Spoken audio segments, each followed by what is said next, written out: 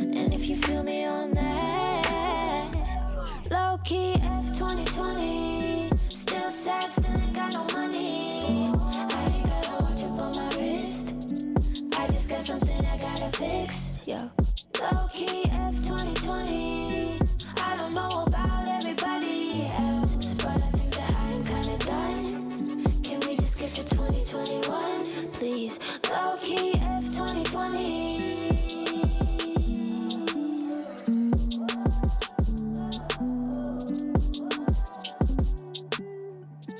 Put your hands in the mother air if you kinda hate it here and you wish that things would Just like chill for like 2 minutes. low key F 2020. Still sad, still ain't got no money. Still ain't got no money. Watch up on my wrist. Yeah, I just got something I gotta fix. Yo, gotta fix. Low key F 2020. I don't know about everybody else, but I think that I am kinda done. All right, everybody, welcome back. Hope it was a good break for all of you. And you're caught up on all your calls and emails and got a little bit of food. And we're going to start the sort of second half of the day today. We've got a really interesting session that we're about to kick off here. Kind of a special topic. This is the first time that we're doing this as part of the forum. And we're going to hear from our Young Leaders Council, which is essentially a board similar to the Accounting Advisory Board, but made up of the movers and shakers who are a little bit younger than people like me. And they've got wonderful, wonderful perspective. And we thought it'd be a great idea to bring them together,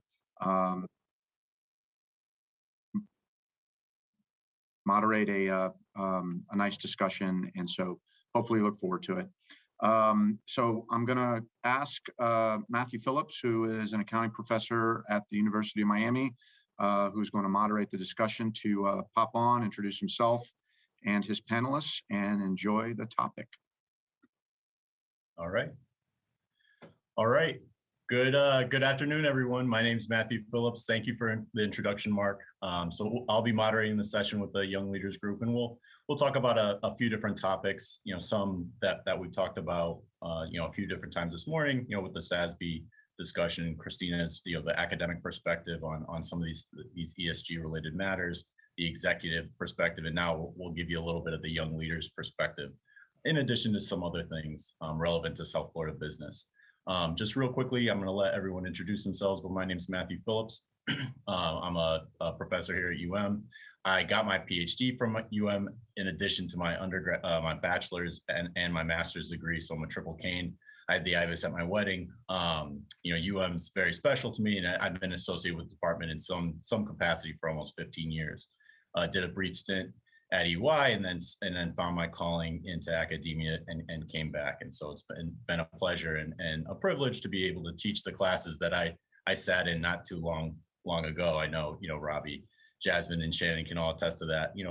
The Young Leaders Group is, like Mark had mentioned, it's made up of kind of the movers and shakers, the alumni that really have a tight tie to the department, are very well connected amongst the business community and have risen in the ranks amongst, in their respective companies. And so, we think that this will be a really nice perspective to lend in addition to, some of the other types of panels that you guys have been exposed to this morning. So, without further ado, I'll give it over to Jasmine to do her background, talk a little bit about her background, and then Shannon and Robbie. Go ahead, Jasmine. Thanks, Matt. Good morning, everyone, or good afternoon. My name is Jasmine Holmes, and I'm a double cane. I am a graduate of the Accelerated Accounting Program a few years ago, and I started my career with PricewaterhouseCoopers, where I'm a manager in our cyber risk and regulatory group.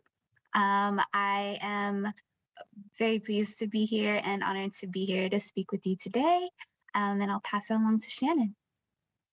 Thanks, Jasmine. Hi, good afternoon, everybody. My name is Shannon Nurse. Like Jasmine, I'm a double cane graduate from the Accelerated Master's Program. Starting Monday, I will be the head of tax at Ideal Image, which is a wellness and aesthetic company. But if you talked to me last week, I was at Deloitte. I was a senior manager at Deloitte, and here in the Miami office. So up until last week, it's a little bit of a transition time, which is makes it pretty fun. But my focus was on tax planning and reporting, tax provisions, and various tax compliance projects, including bankruptcy, debt restructure, methods planning, business combinations, all sorts of fun stuff. I've known Jasmine and Robbie and Matt for quite some time, so it's great to be on the panel with you guys, and wanted to thank everybody for spending your lunch hour with us. We're gonna keep this fun and hopefully keep it like a lunchtime conversation, so we want to keep it interesting. Outside of work, just for reference, obviously we're all on the Young Leaders group and stay connected with through that, as well as some other alumni associations. And I'm also on the board of Dress for Success, Suited for Success Miami. So I'll turn it over to Robbie to introduce himself. Thanks, Shannon, and good afternoon, everybody. My name is Robbie Gisty. I'm a manager at Kaufman Ross in the Insurance Services Department. I've been here for the past 5 years now, which is amazing that it's already been 5 years at this company. I've really enjoyed my time here. I serve a wide range of clients in areas such as real estate, manufacturing and distribution, retail, nonprofits. I'm the self-proclaimed vice commissioner of the Dade County CPA Softball League as well. And prior to KR, I was actually at Deloitte with Shannon in their South Florida audit practice. And I also graduated from our wonderful Accelerated Master of Accounting program. So you kind of get the theme here that we're all very much big fans of that program. And I've always been very involved with ever since graduation. And even when it hurts, like last night, I can still hear the goalpost ringing in my head, from the football game. And I know Shannon was there as well. As far as my involvement with I've been very involved with our accounting program since graduating, coming back to speak to students whenever possible, attending Beta Alpha Psi events, and just trying to continue to encourage our students at to choose the accounting profession, and also give them helpful tips as they go through the program, which has been very impactful in our lives, and we know will be very impactful in their lives as well. So just kind of getting things kicked off. The first topic that we wanted to talk to everyone about this morning was about South Florida kind of economic developments. We've seen a lot in the business press about relocation down to South Florida, investment in South Florida. So we'll kind of start there. Robbie, if you could give us a little bit of a perspective on some of those developments, some of the reasons that that South Florida is so attractive now to young professionals and to businesses. I think that'd be a good place for us to start here. Sure, absolutely.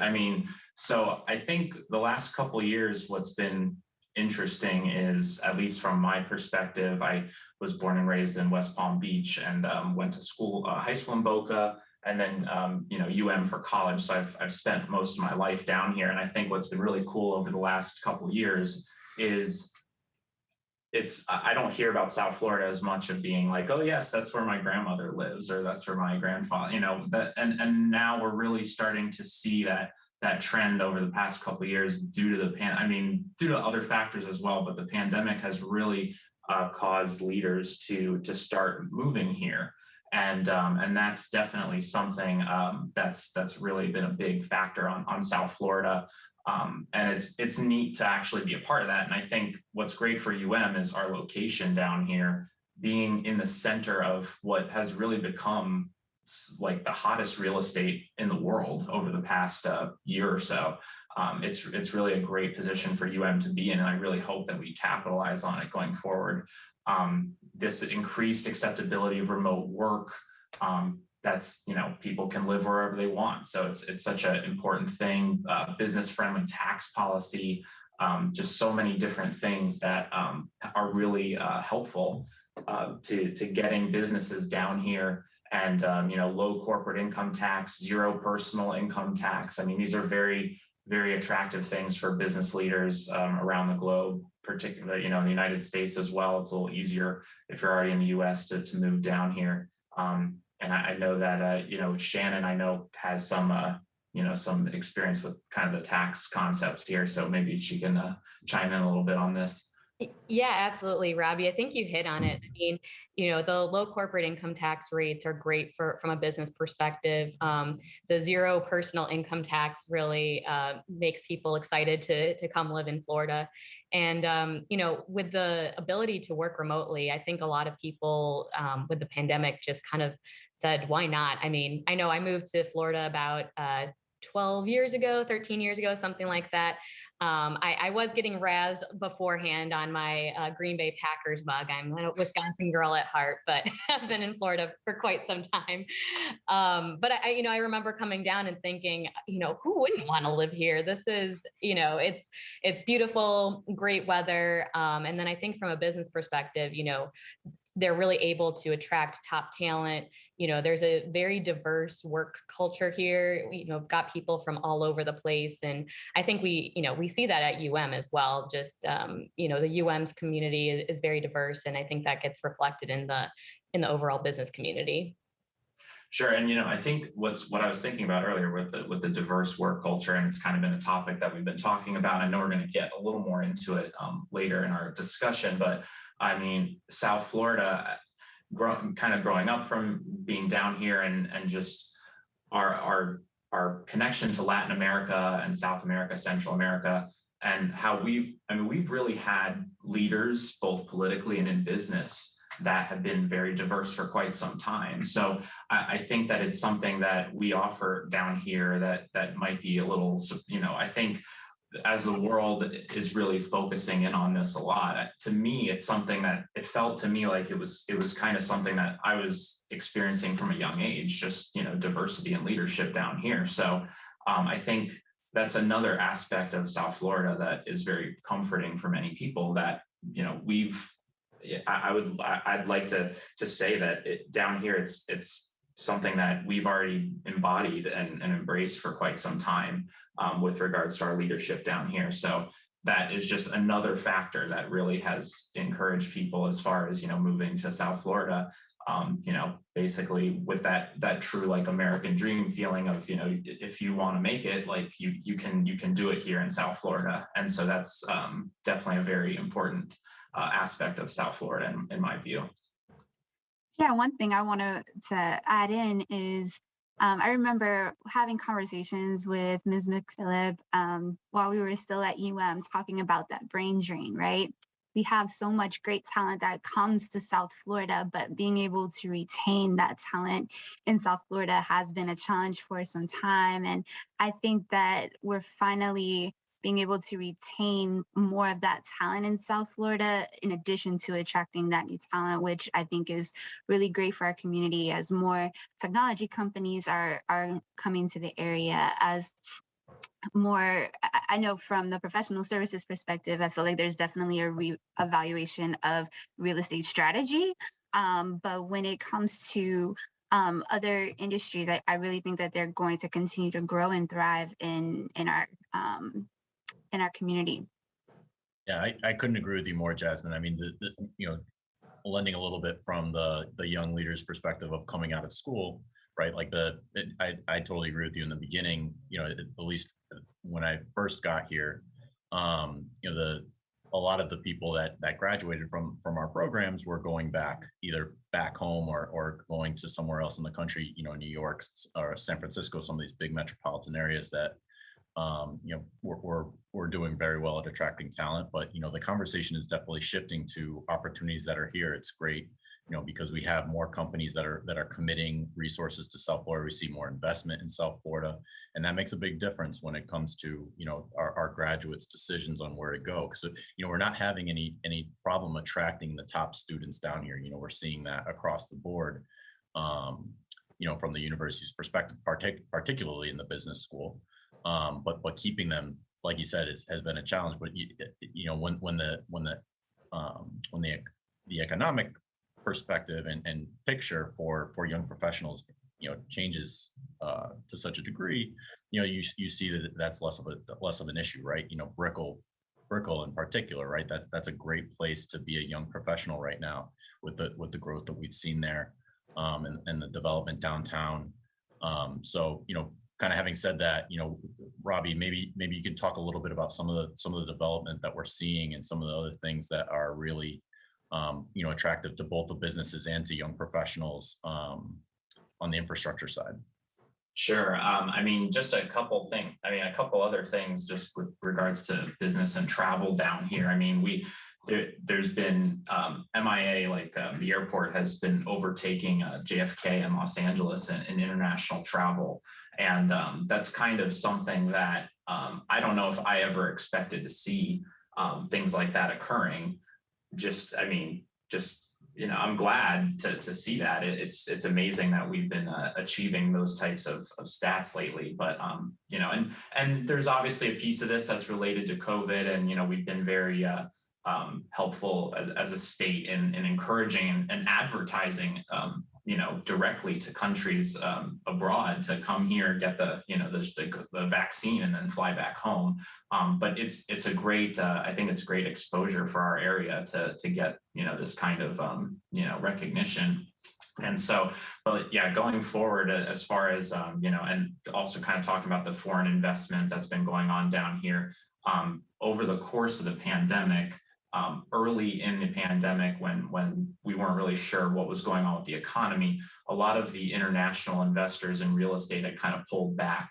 And so it's nice to see now that that's kind of shifting more back to 50-50 where it was before. And we've got a lot of additional investment from domestic parties, but then also getting our international parties back on board. That's really what's been such a fueling of the real estate market down here in South Florida, and why a big reason why our prices are just so high, and everything is so valuable down here now. It's amazing the types of houses that are going for $500,000 now.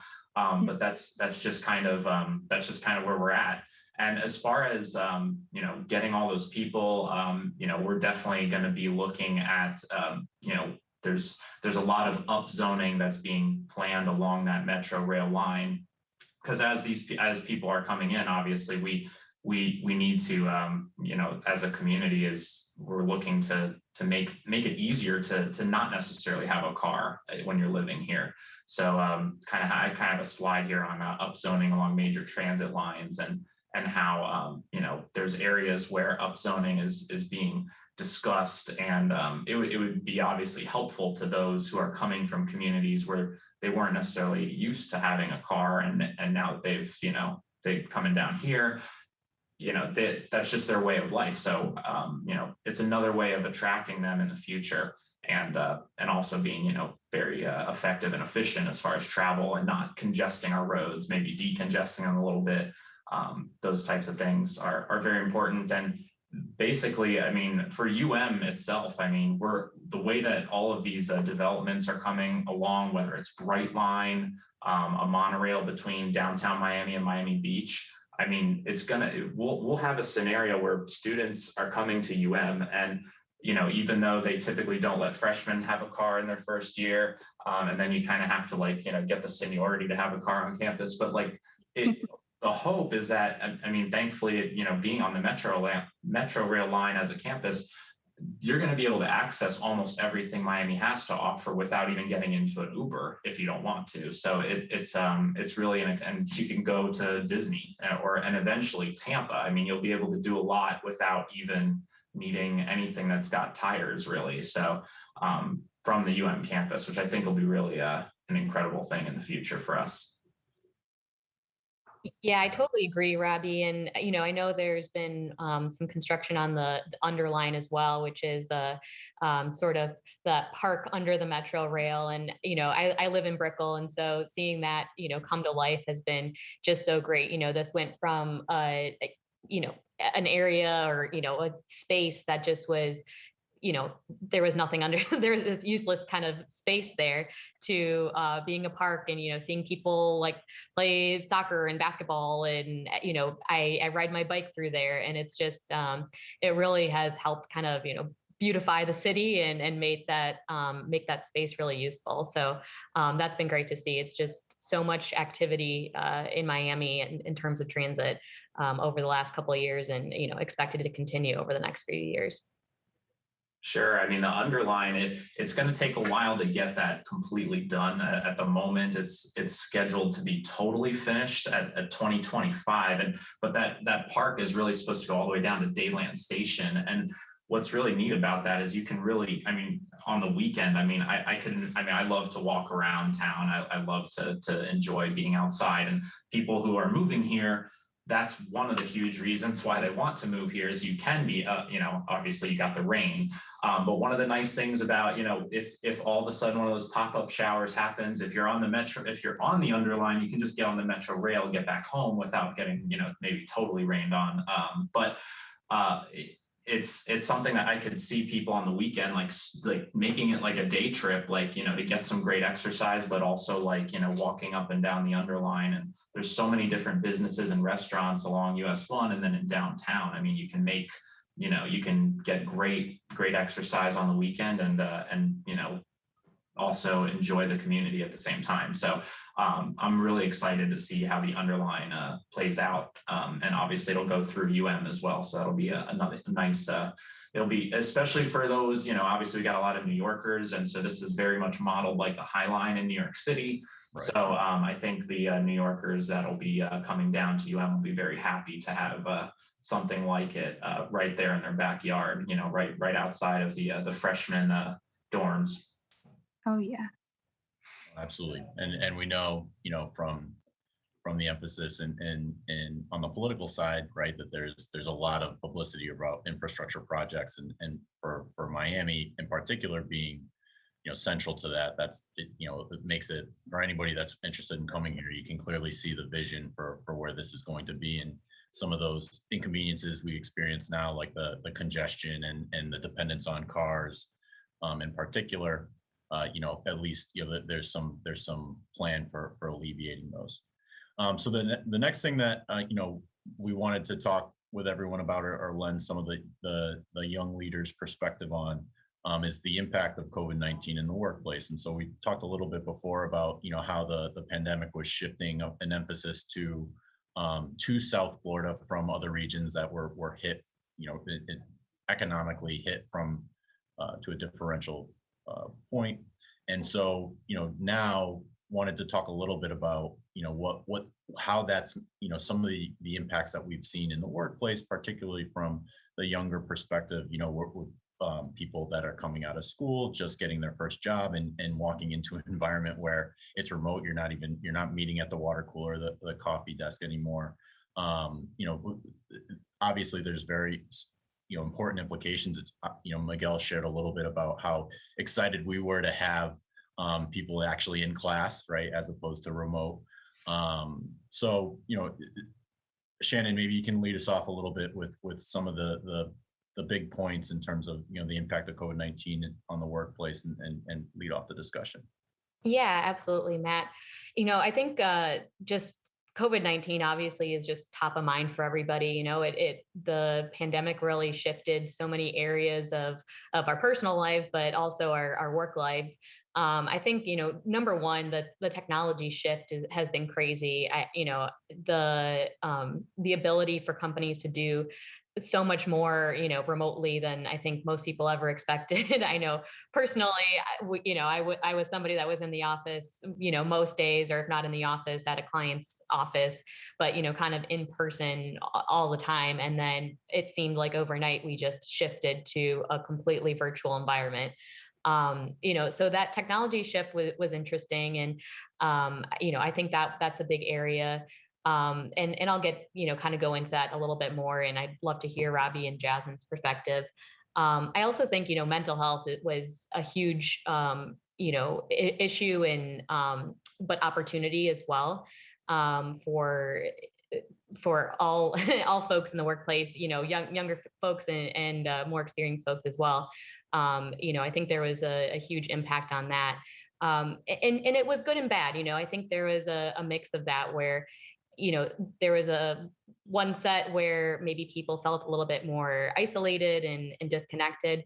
but I think there were some opportunities and benefits there as well, where, you got to maybe spend more time at home with people that with your family and that sort of thing, and maybe got to have dinner with people more often, or with the people in your immediate circle. Maybe you could work virtually or work remotely from a different location, like people who moved to South Florida. So, I know from my personal experience, I was able to work remotely in a different state. My sister had a baby last year, and I went up there for a month to help with the baby. And I would have never dreamed of being able to do that, in pre-pandemic world. I just wouldn't have done that, maybe taken a week and gone up, but I never would have just thought I could work remotely.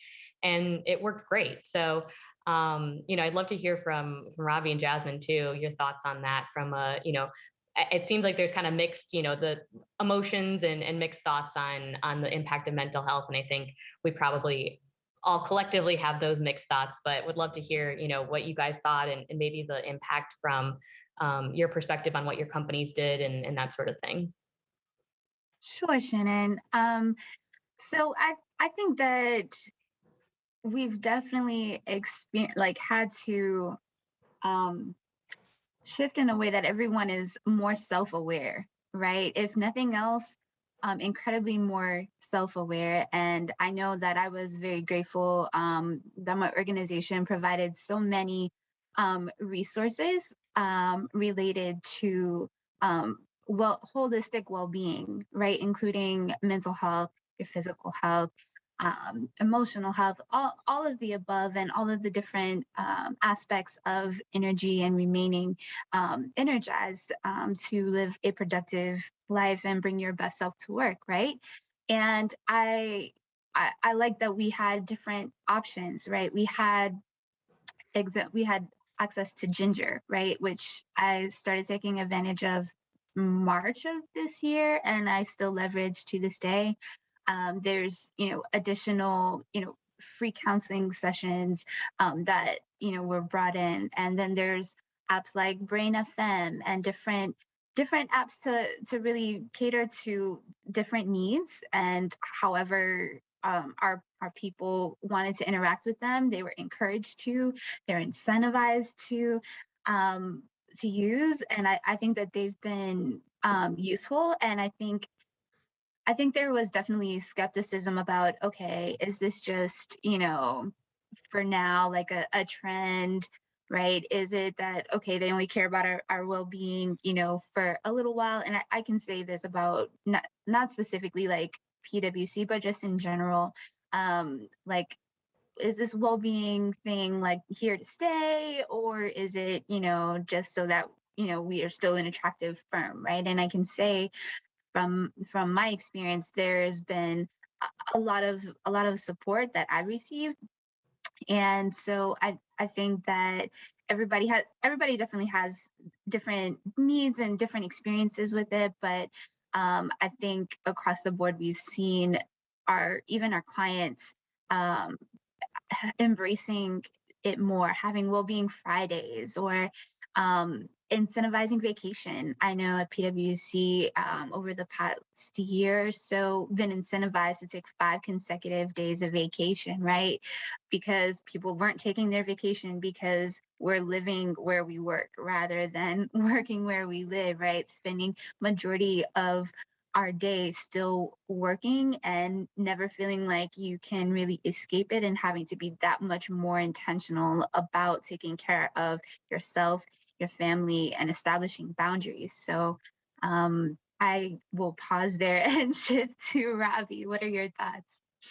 Those are great, Jasmine. I mean, I think one of the most interesting things in this area to me, I guess, in this period was I think, for as far as technology is concerned, I think the younger individuals in the business world might have been a little bit more well versed with using technology and, like, having video calls and whatnot. But it was really cool to see those who are, more, older in the profession get better at that, and, like, actually be able to use that. And in many cases, they really liked it. And which is interesting, just kind of to watch that happen, because it's kind of, to me, it's caused people to be able to choose like what works best for you, what helps your mental health as you're doing your work. Like, can you, maybe you want to be in the office, some days of the week, maybe some days of the week you really just want to be home and really focus and like not get any like, distractions that can occur in the workplace, but you still want to get that mix of the in-person touch as well. So that was not always, it's just such a more widely accepted practice now going forward. And so many companies are hiring people fully remote. It's like, yes, we're in South Florida, but you're in Georgia. Yeah, we'll hire you. Like, you never have to come down here per se. I mean, if you would like to, you can, but it's really, it's been great to see people able to make a huge impact in their work, but also at the same time, getting their lives in a little bit more of a convenience for them that makes them mentally more healthy, which in turn is actually helping them produce better at the same time. So it's nice to have people able to do that. I personally like to be in person a lot more than over video, but I'm not. I mean, I'm myself. Like it's everybody is different, and so the way people's lives work are all different. And I think what this has opened up is the ability for people to be effective in many different ways that they never thought that they could in a work environment. So it's really nice to see that happen. I know that our firm had they gave us some mental health days, where kind of some extra PTO days to use during the thick of the pandemic, when they knew that things were just kind of rough, and everybody was just a little uneasy about things. So it's obviously nothing like this has ever happened before, at least in the modern era. So everybody did many different things, but I hope that going forward, we take this, and this ability to use technology to do work anywhere is great. I do hope that we keep the personal touch, but it's nice that we can do it in a way where we can be more effective and make our lives a little bit easier at times, which hopefully at the end of the day will improve everyone's work product. So that's my hope and my comments on this area.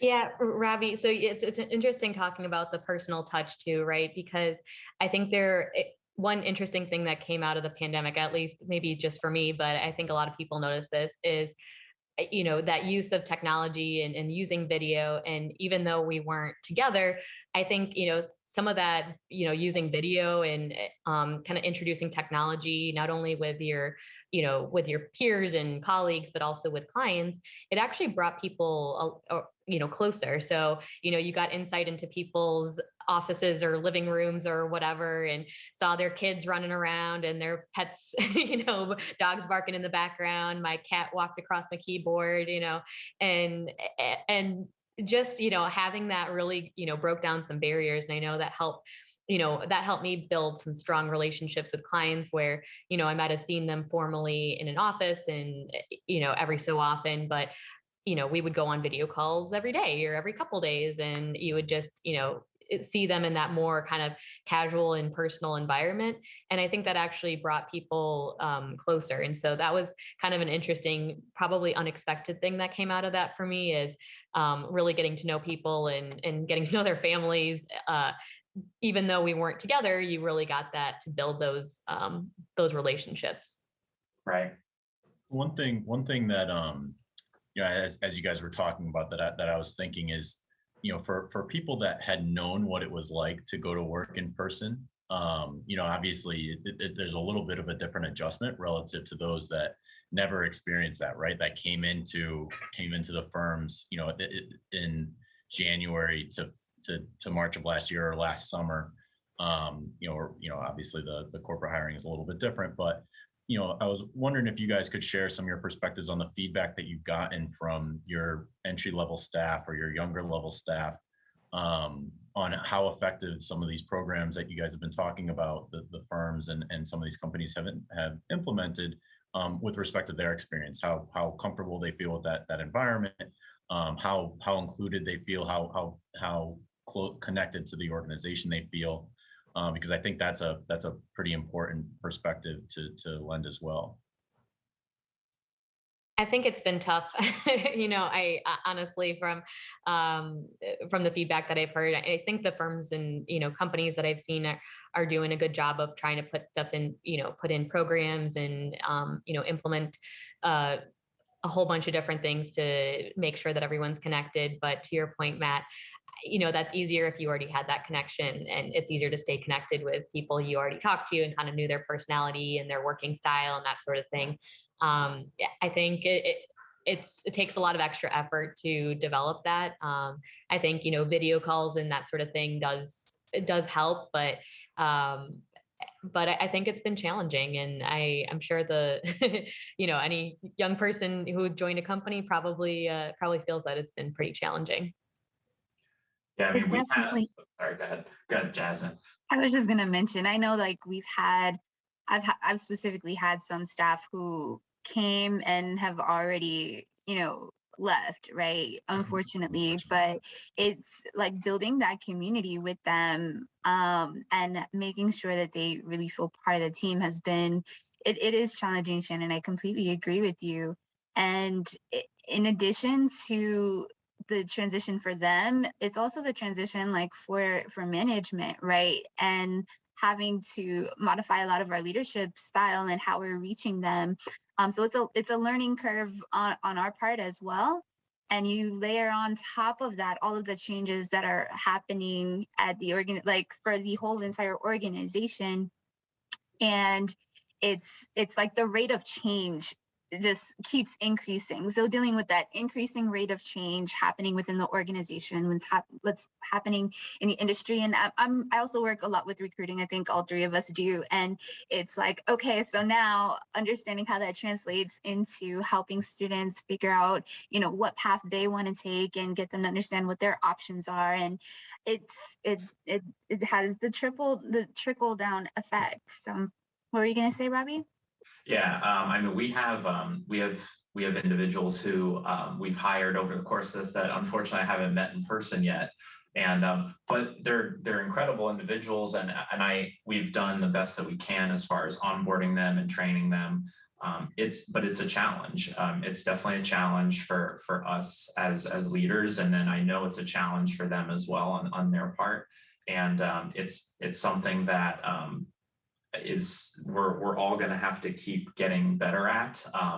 I guess as we go forward, that's what's so crazy about what's going on with the work world and the remoteness is that's really becoming very commonplace, and it's kind of an adapt or die type world. So everyone's got to do the best that they can to adapt to their situation. And what do your clients want? Do they want more? For auditors, like, do they want us more to be a little bit more remote? But like, we still need to make sure we get what we need to get as auditors. So there's a balance that has to be found everywhere. And when it comes to people at our firms and whatnot, it's so important. I mean, culture is such a big thing for Kaufman Rawson, huge thing for KR. And it's different when it's different in this environment. And we're doing the best we can to have, what's called real talks, where people talk about a very tough discussion to talk about, and they kind of have an open filtered conversation about it. And we're trying to have, weekly meetings with entire teams, but, it's hard to, it's hard to just say, hey, did you catch that game last night? If you're busy working, if you're not around in the office. So there's a lot of things, obviously, that you learn in a physical office environment, a lot of intangible things that you might not pick up over a video screen. And so we're trying to, whenever possible, get those things across to people, but it's hard. I mean, it's definitely hard to do that. And, when I think about myself and kind of, if I was starting in this environment, I think it would be tough for me. I definitely think it would be challenging for me. So I try to think about that whenever I'm talking with somebody that's in those shoes, and being understanding of that and trying to give them, as much guidance and help as I can. So I think that's going to have to be the case going forward, based on whatever circumstances are happening at the time. I think it's what everyone's talking about as the new normal, kind of, that return to the workplace and the future of work, right? It doesn't seem like we're going back to every day in the office, but I don't think we're going back, where most companies, it seems, are not going to a full virtual. There's a lot of interesting thought leadership out there. A lot of the big consulting firms, McKinsey, Deloitte, PwC, and EY, all putting out some, pretty interesting articles about what companies are doing. And I think there's a Deloitte survey that spoke with executives, and I think it was nearly half, or even more so than that, are planning to implement some sort of hybrid model going forward, where employees are in the office some days and in the office, not in the office other days, and kind of doing that flexible work environment that, maybe works, maybe doesn't. I think we're all kind of learning how that how that works, but it was interesting to see that, and I think this pandemic has really reset kind of people's expectations on, what's the normal, what's the normal requirements for going to the office, and what's the normal, expectations and that sort of thing.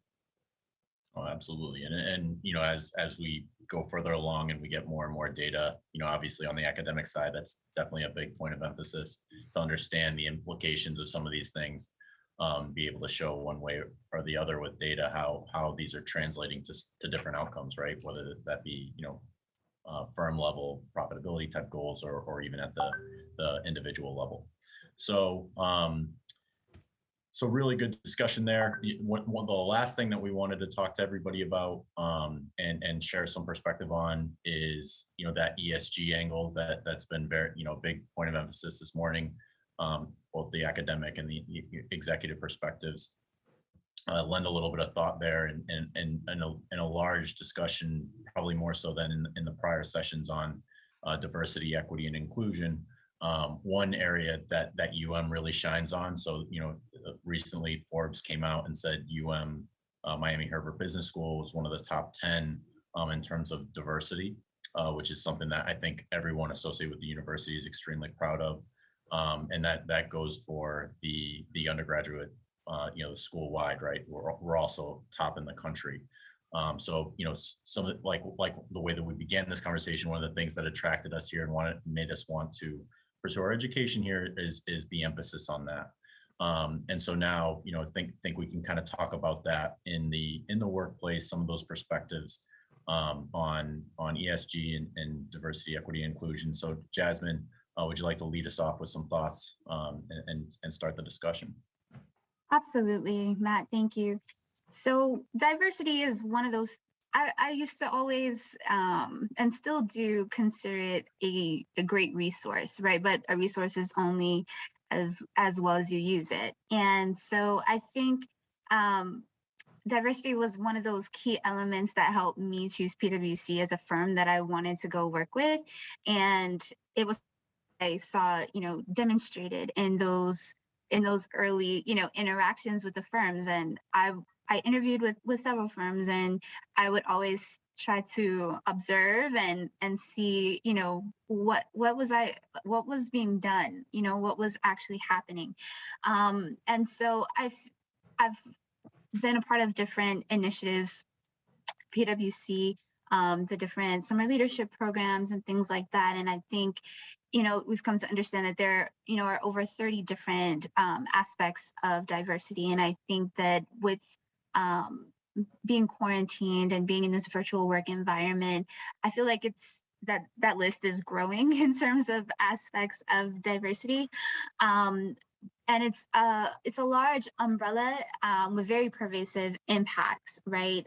So I think that some companies are, really starting to continuing to be intentional about expanding what that diversity and inclusion model looks like, even into the benefits.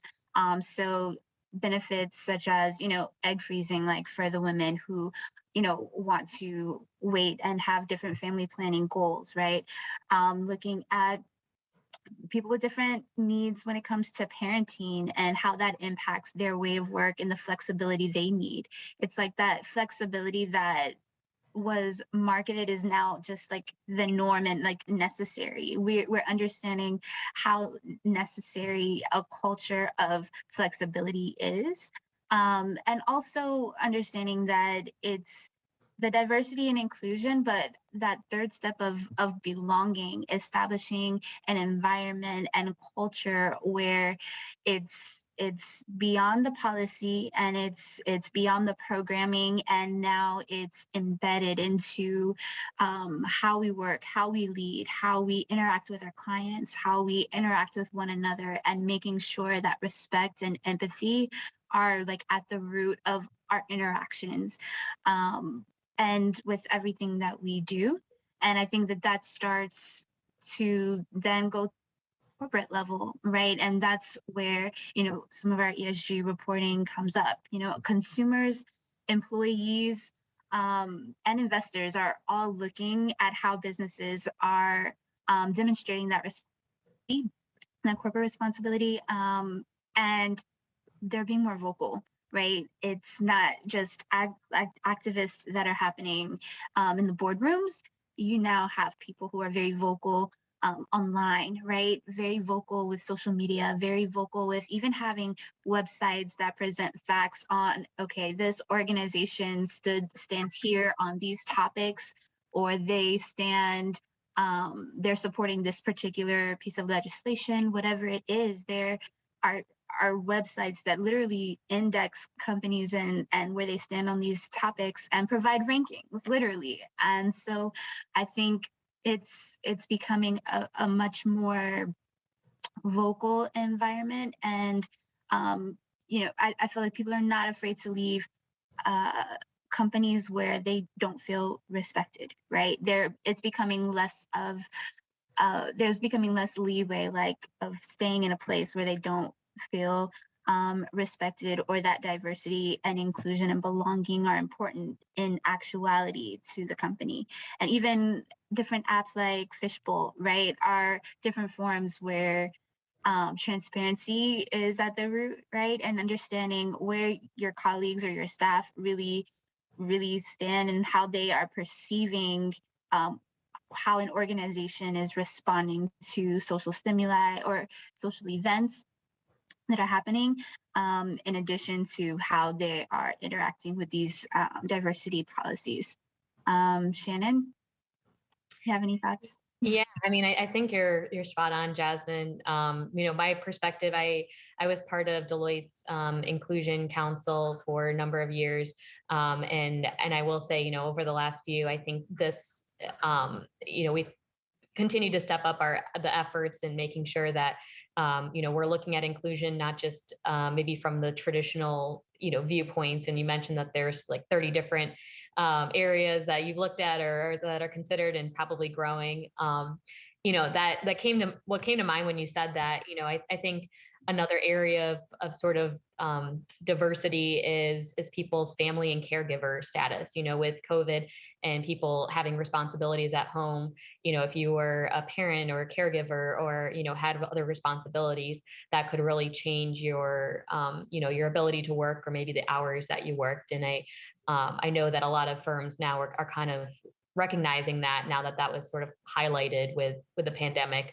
So the future, kind of going back to work, I think people and firms are allowing for more of that flexibility to work where and when you want, to allow for people to work when they can, and kind of still be able to do what they need to for their family and for themselves. So that was sort of interesting. And Yeah. I think this is a really, really interesting topic. And Ravi, if you can feel free to jump in. Yeah, KR has a lot of different diversity initiatives that we engage in, making sure that people are happy with what we're doing in the community, as well as making sure that our voices are heard with each other. Like I was mentioning, those real talks are a big thing, where we take a lot of hot button issues and we and we talk about them. And it's really interesting to hear people's perspectives on many different sides of a particular issue.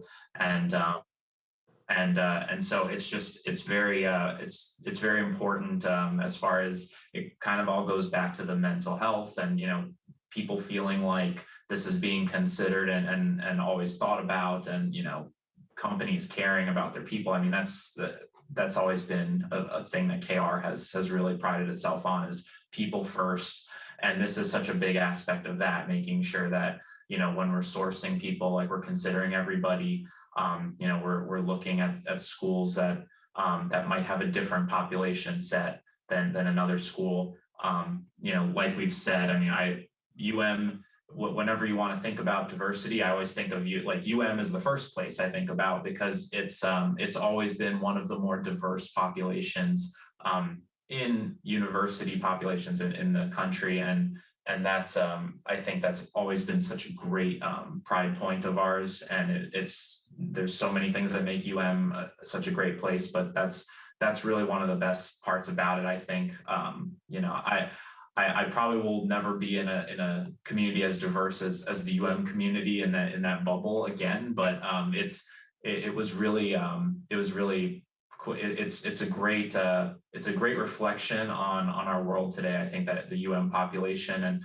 it's why I think people that leave are so successful in so many ways, because they've really, whether they realized it or not, they're picking up on just how people think, how different cultures believe in certain things, and just being understanding with the fact that we're all different, we all come from different backgrounds, but together there's nothing we can't accomplish. And that I think that's something that prides itself on, and it's something that us as leaders coming out of that's a big job of ours, to make sure that we, by our actions and by how we do things, how we treat people, that we're treating everybody fairly, and that we're doing what we can to make everyone feel like it's what you do that's what matters. And that's where we want to go.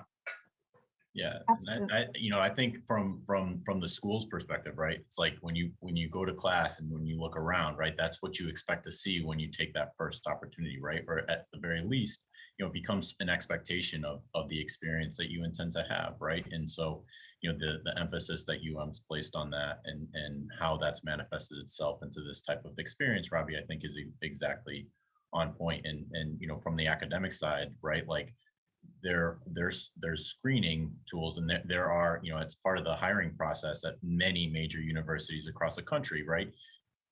The people that are responsible in these formative years of the undergraduate and graduate curriculums, right, for our young leaders, that faculty can articulate important concepts of diversity, equity, inclusion, and even some of these other environmental and governance related concepts. But that diversity, equity, inclusion in particular is a point in which you need to be able to communicate what that means, and what's kind of led to the development of your views on that, and how you are going to promote that in your classroom, right? Because that's critical in terms of forming those perspectives of our future business leaders. So it's good to see that you guys had an experience that was reflective of at least what we see in the data and the emphasis that the school has had. So I think we have a few more minutes. Jasmine, I don't know if you wanted to end off with some of the other ESG related points, and then we can send off. Sure. So I think from my perspective, I think being at PwC has really helped me to see what it looks like when an organization is really embracing it, and kind of being one of the leaders in the charge, right? And it makes it that much easier to have conversations with my clients, with my staff, and even with prospective candidates about, like, okay, demystifying, what is ESG, even though it's still emerging and evolving. I think that having those examples, and even having additional, trainings, like we had a whole series, ESG series, hosted by NYU, that was available to our staff and partners this past year, which has had maybe six different sessions and been super informative. So the upskilling around it, and then also the opportunities to work on different, engagements related to it, I think have been really, really positive. And I think we've had we've seen, I think, as a consumer, right, even on the consumer side, like seeing the activism that's happening just like digitally, right?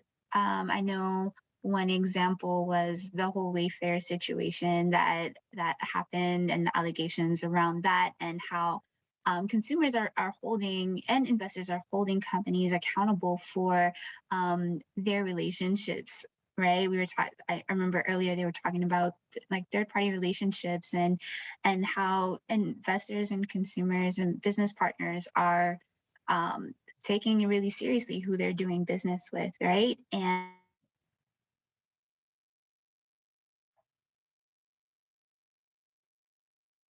I think we might have lost Jasmine, Jasmine there, but I'd echo her sentiments. You know, I think you know, consumers and employees are really taking you know, sort of this diversity, ESG, and that whole kind of area really seriously now, and I think that's been even highlighted even more in this past, you know, couple of years. So it's been great chatting with you guys about this. I think we could probably go on for for a very long time talking about this as an area.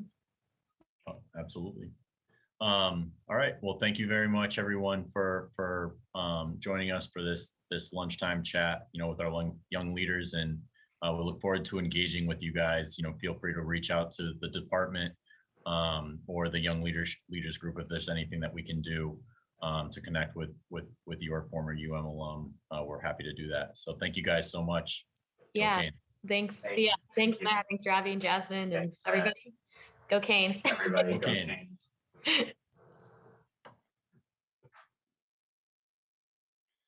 All right, absolutely awesome.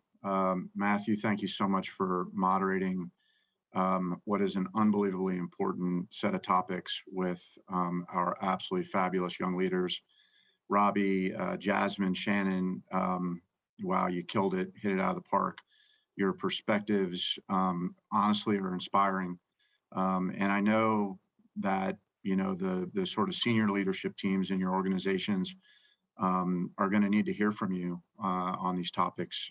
You're going to help shape your organizations around really important things like what the future of work looks like, how we respond to coming out of COVID, and what that new normal is going to look like. The ESG conversation was fabulous, and obviously DE&I, you know, is important to everybody. And hearing about all the different organizations and what your roles are and how you're moving that forward, again, is just unbelievably inspiring. And we're proud to have you as part of the U group. So way to go. You did awesome today. All right. So next up, in a couple of minutes, we're going to have a session on tax policy reform, primarily centered around the implications of cryptocurrency. I'm sure that's everybody's favorite topic. It certainly is an interesting topic. I don't know about you guys, but I have a very hard time really understanding the nitty gritty.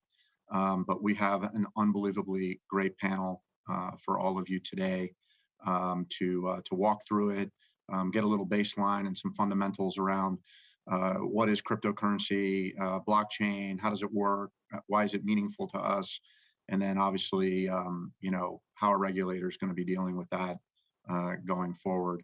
So as part of this discussion, I'm happy to tell you my partner, Eric Coombs, is going to moderate this discussion. This is probably one of Eric's favorite topics, so you are in very, very good hands, and you have an excellent panel here to talk through the really cool topic of cryptocurrency. So with that, Eric, I'm going to turn to you and enjoy the discussion. Great.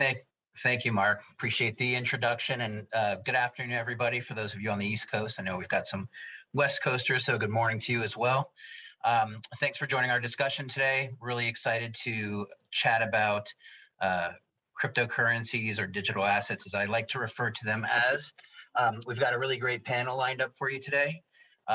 So I'll just briefly, I'm Eric Coombs. I'm a tax partner in our Grant Thornton's South Florida practice, and I lead our national asset management practice from a tax perspective as well. So with that, I'll give each of my co-presenters an opportunity to give a brief introduction. So take it away, gang. Jump in as you see fit. I guess I'll begin. My name is Mitch Hyman. I'm an assistant United States attorney here in Miami, and I'm in the asset forfeiture division. Before I start, or before I go any further, although I work for the U.S. Attorney's Office here in Miami, I'm not representing the office or the Department of Justice whatsoever.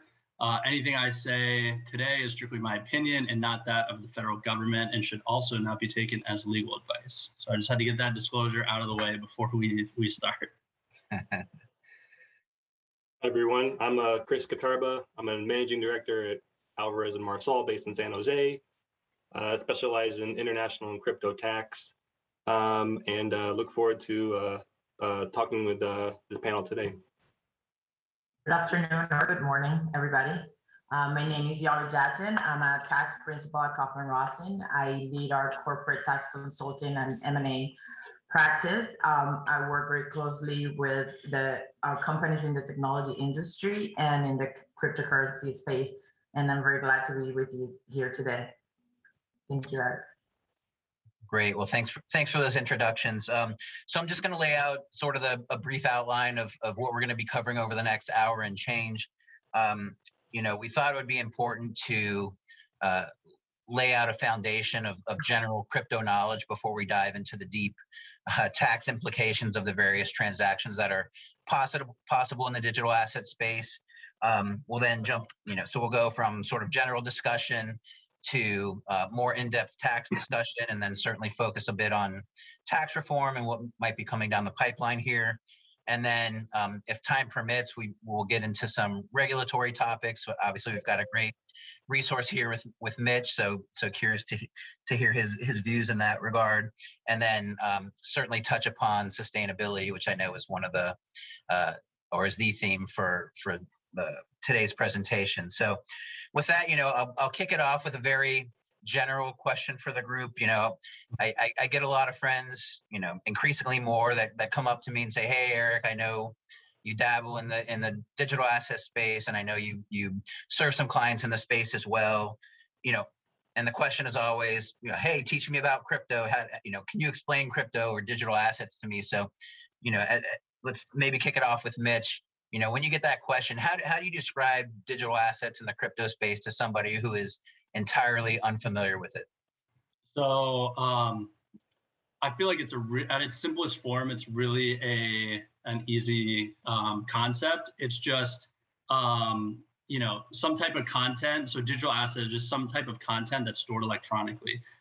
It could be anything from a digital message to text, like a PDF that we're used to seeing, audio file, whatever the case is. When we're talking about virtual currency and cryptocurrency, we're talking about a digitized store of value. And that's really like what it, like at its simplest form really is. I feel like that's a good way to explain it for somebody that really doesn't fully understand it. So if you just think of it like that, so we all have probably heard of Bitcoin by now. But another way to think of it is if any of you all have children that play online video games and play Fortnite, they have what's called V-Bucks, and it's a virtual currency that you can only use in the game to purchase whatever in-game content you want on there. So it's really just a store of value that is digitized and electronic. Great, thanks, Mitch. Chris or Yari, any explanation to laymen that you can? I would just add that the appeal of it is that it is ideally supposed to be decentralized, right? So the purpose is to get rid of the intermediaries, get rid of the banks, get rid of the people that would take a transaction cost along the way of making various payments and storing value. What's interesting though is that as this evolves and gets more mature, you start seeing more and more intermediaries working their way into the system, exchanges, et cetera. So we may end up back where we started, but at least in theory, it's supposed to be more of a democratized way of storing value and also facilitating payments. Great, thank you. So you touched upon decentralization. Yari, would you mind maybe just sharing some of the characteristics of digital assets that proponents of the space might point to as why these assets have value? Definitely, and I think, I mean, Chris was on point. I mean, the appeal and one of the properties that are valuable about digital assets and cryptocurrencies in particular is that they're decentralized and they have an autonomous transaction execution by nature. These are assets that can be sent from user to user on a peer-to-peer network without need for intermediaries or a central regulatory authority. Another valuable property of digital assets is their transparency. Every blockchain user is assigned a public address. These public addresses are completely open, so anyone can view these holdings and transactions whenever they want, right? So how these assets also possess built-in mechanisms that provide, I mean, certain privacy to their users, or a lot of privacy, we would like to believe. So I would say that they're kind of pseudonymous, and on a blockchain, users can carry out transactions with one another without disclosing any information related to their identity. So at the end of the day, no one but the originator of the transaction, no one knows who the originator of the transaction is. And I would say that the two most important properties that make cryptocurrency valuable is the immutability and security that it offers. They're immutable, therefore are secure, I would say. They have the ability, a blockchain ledger has the ability to remain unchanged. In other words, the blockchain cannot be altered, and when consensus is made, the originality of the data is maintained. So I would say that undoubtedly immutability is the ultimate feature of digital assets, of cryptocurrency in particular. Great, thank you. So, as many in the audience may be aware, there are, something in the neighborhood of, I guess, depending how you count them, but, last I saw, 10,000 plus tokens that I think are readily traded on various exchanges. And of course, the liquidity in many of those is pretty non-existent, but the point is that there are a substantial number of tokens out there. But I think, for somebody that's trying to understand the space, you can generally break them down into a few different categories to better understand which each of them is attempting to do. So Chris, would you mind walking us through maybe some of the different general categories of digital assets? And then with that, we can start to talk a little bit about the tax treatment of various assets and transactions that they might be involved in. Sure. So there's many different types of tokens. I think the most common would be a security token, which, like, the originators, Bitcoin and Ethereum, these are really investments. These are ways to store value. They may eventually have some, purpose in facilitating payments and transactions in the future. But really their main goal is to go to the moon, right? Increase in value. Another type of token would be a utility token. And this is really used on like an online platform to purchase goods and services. It's really supposed to be sort of an online type of currency, like Mitch had mentioned earlier.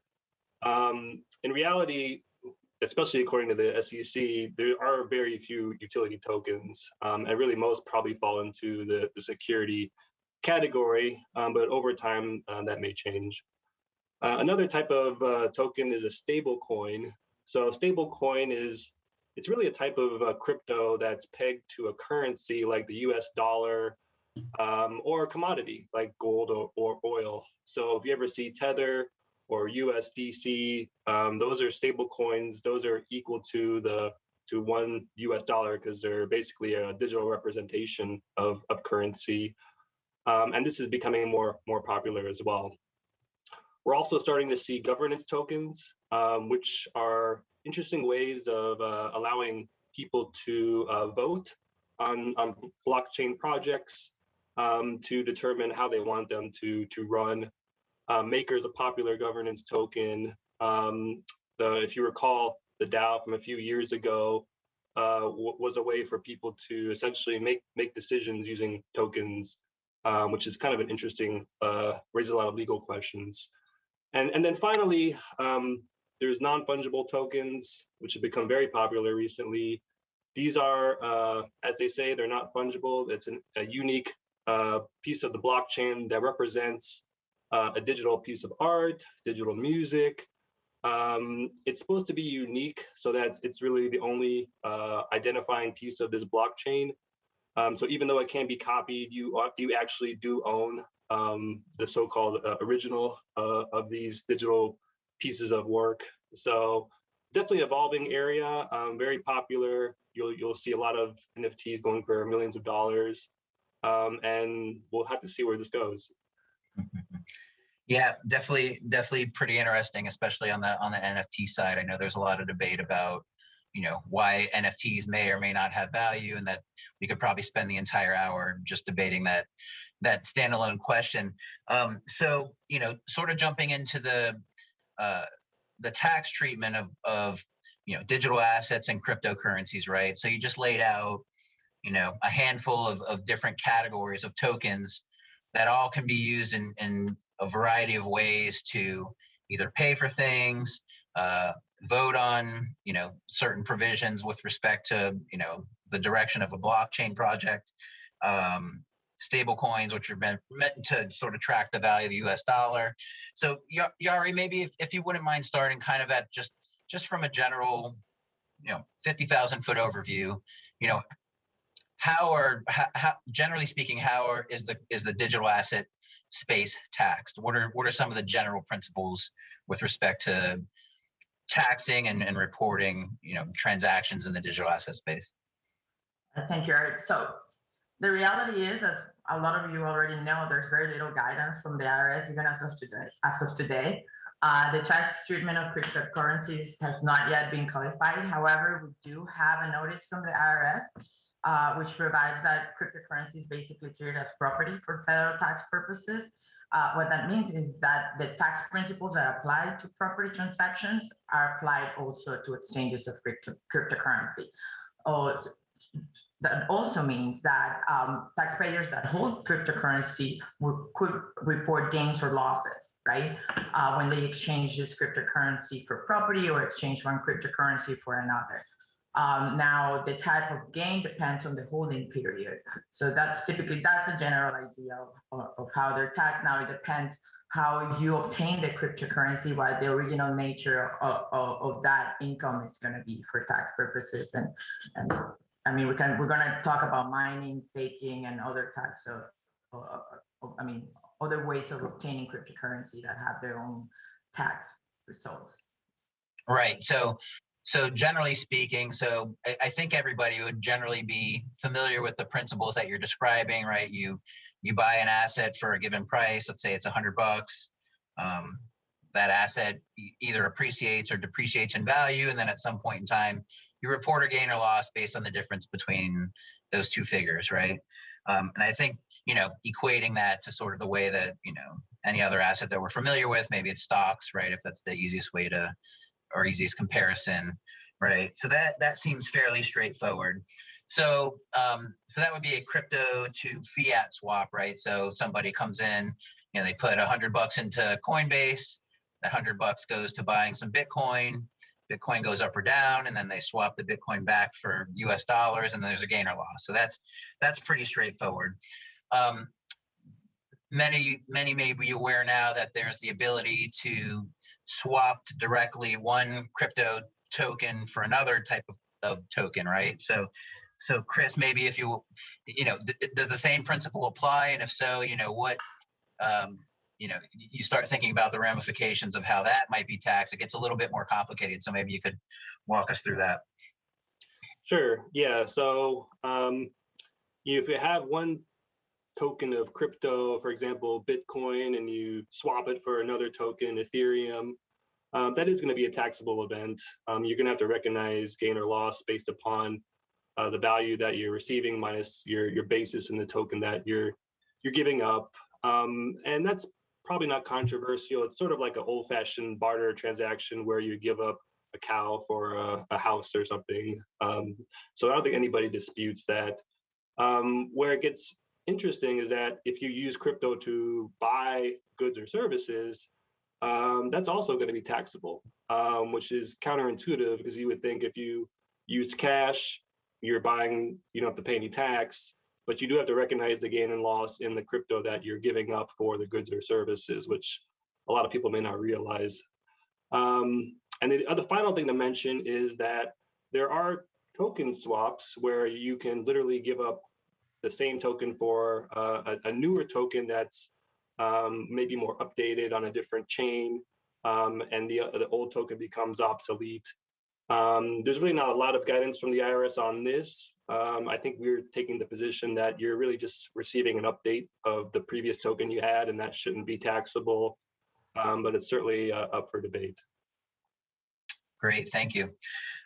So those of you that are familiar with the way Bitcoin works, and we described it a little bit earlier at the top of this discussion, I think many are familiar with the process of mining.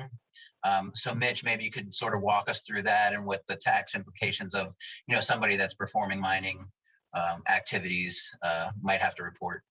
Sure. So I think mining and staking, especially when it comes to tax, are probably two separate distinctions. The first one, mining, the IRS has already addressed in the IRS Notice 2014-21, I think. They talk about mining and those types of activities. And so without getting into like the minute details of cryptocurrency mining, the short version is that Bitcoin, for example, Bitcoin transactions are confirmed by people in their computers completing complex math algorithms to ensure that these transactions are accurate. And once it's completed, it gets added to this blockchain, like a block in the blockchain. And so as a reward for completing that transaction, they typically will get a transaction fee. And then once the block in the blockchain is completed, this is the mining portion of it, is it creates it mines a new Bitcoin. So a new Bitcoin is now into circulation. And so what the IRS says when it comes to that in their guidance is that these mining activities, any reward from that is going to be considered ordinary income. And so you would report it in your regular income taxes, and it's going to be taxed as such. That said, it's still twofold. So to hit on Chris's point, where if I'm a miner and I receive it, I'm going to have a day of receipt value. So I'll have, let's say I get a Bitcoin and it's $1,000 at the time, which is obviously very low for what it is now. But just for math purposes, $1,000 on day one that I get it, I have to report that as income. And then if I decide to keep it, now my basis in that one Bitcoin is $1,000. So if I sell it 3 months from now and it goes up to $1,500, I've got a $500 realized gain that is also a taxable event when I transfer it. So the taxation on it is twofold. When it comes to mining, same thing with anything you're receiving, whether it's the Bitcoin as a result of its mining activity or the transaction fees, still going to be a similar concept. Staking, however, hasn't been addressed by the IRS, and maybe some of the colleagues on the panel can talk to it more. But with staking, you are essentially providing, let's say, Ethereum. So I need to have 100 coins, 100 Ether coins to gain access to the mining network.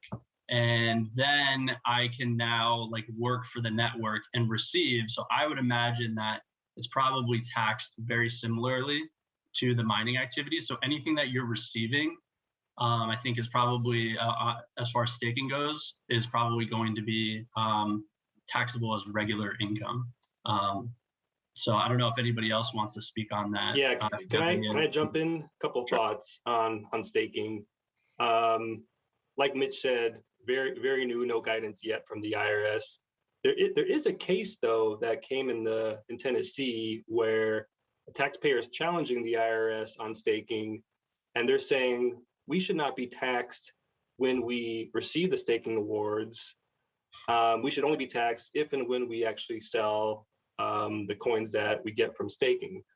And their argument is kind of interesting. They're comparing stakers to like a baker, for example. A baker has an oven and has ingredients, and they're creating a cake, right? Well, they're not going to be taxed when the cake is made. They're going to be taxed when they actually sell the cake. And so they're saying, look, we're basically, with staking, we're creating new property. And new property shouldn't be taxed when it's created. It should be taxed if and when it's sold or exchanged, like any other property, including cakes. And so I think it's an interesting argument, and we'll see, how the judge comes out in the District of Tennessee. The other point I'll mention on staking is I do a lot of work cross-border, and we have some foreign clients that will be staking tokens in the US and getting staking rewards in exchange. And the question always comes up, do they owe US tax on these staking rewards, specifically withholding tax? And it's interesting because when you stake, you're basically giving your tokens to the pool, and they're using it to validate transactions and create new tokens. So it kind of feels like a lease kind of transaction, right? You're lending out your tokens, it's property, you're getting a return in exchange.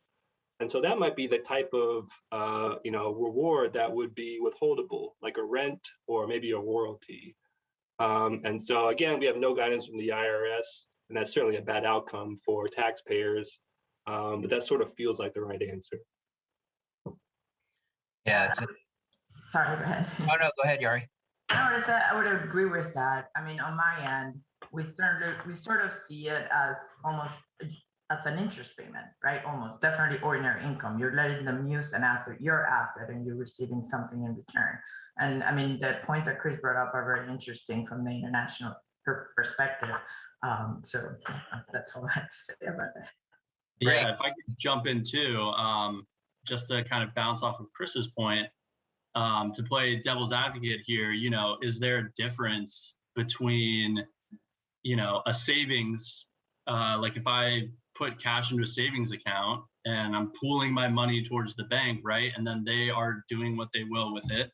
And I'm taxed on the interest rate. So, could those mining rewards be considered interest payments, like dividend payments or something like that?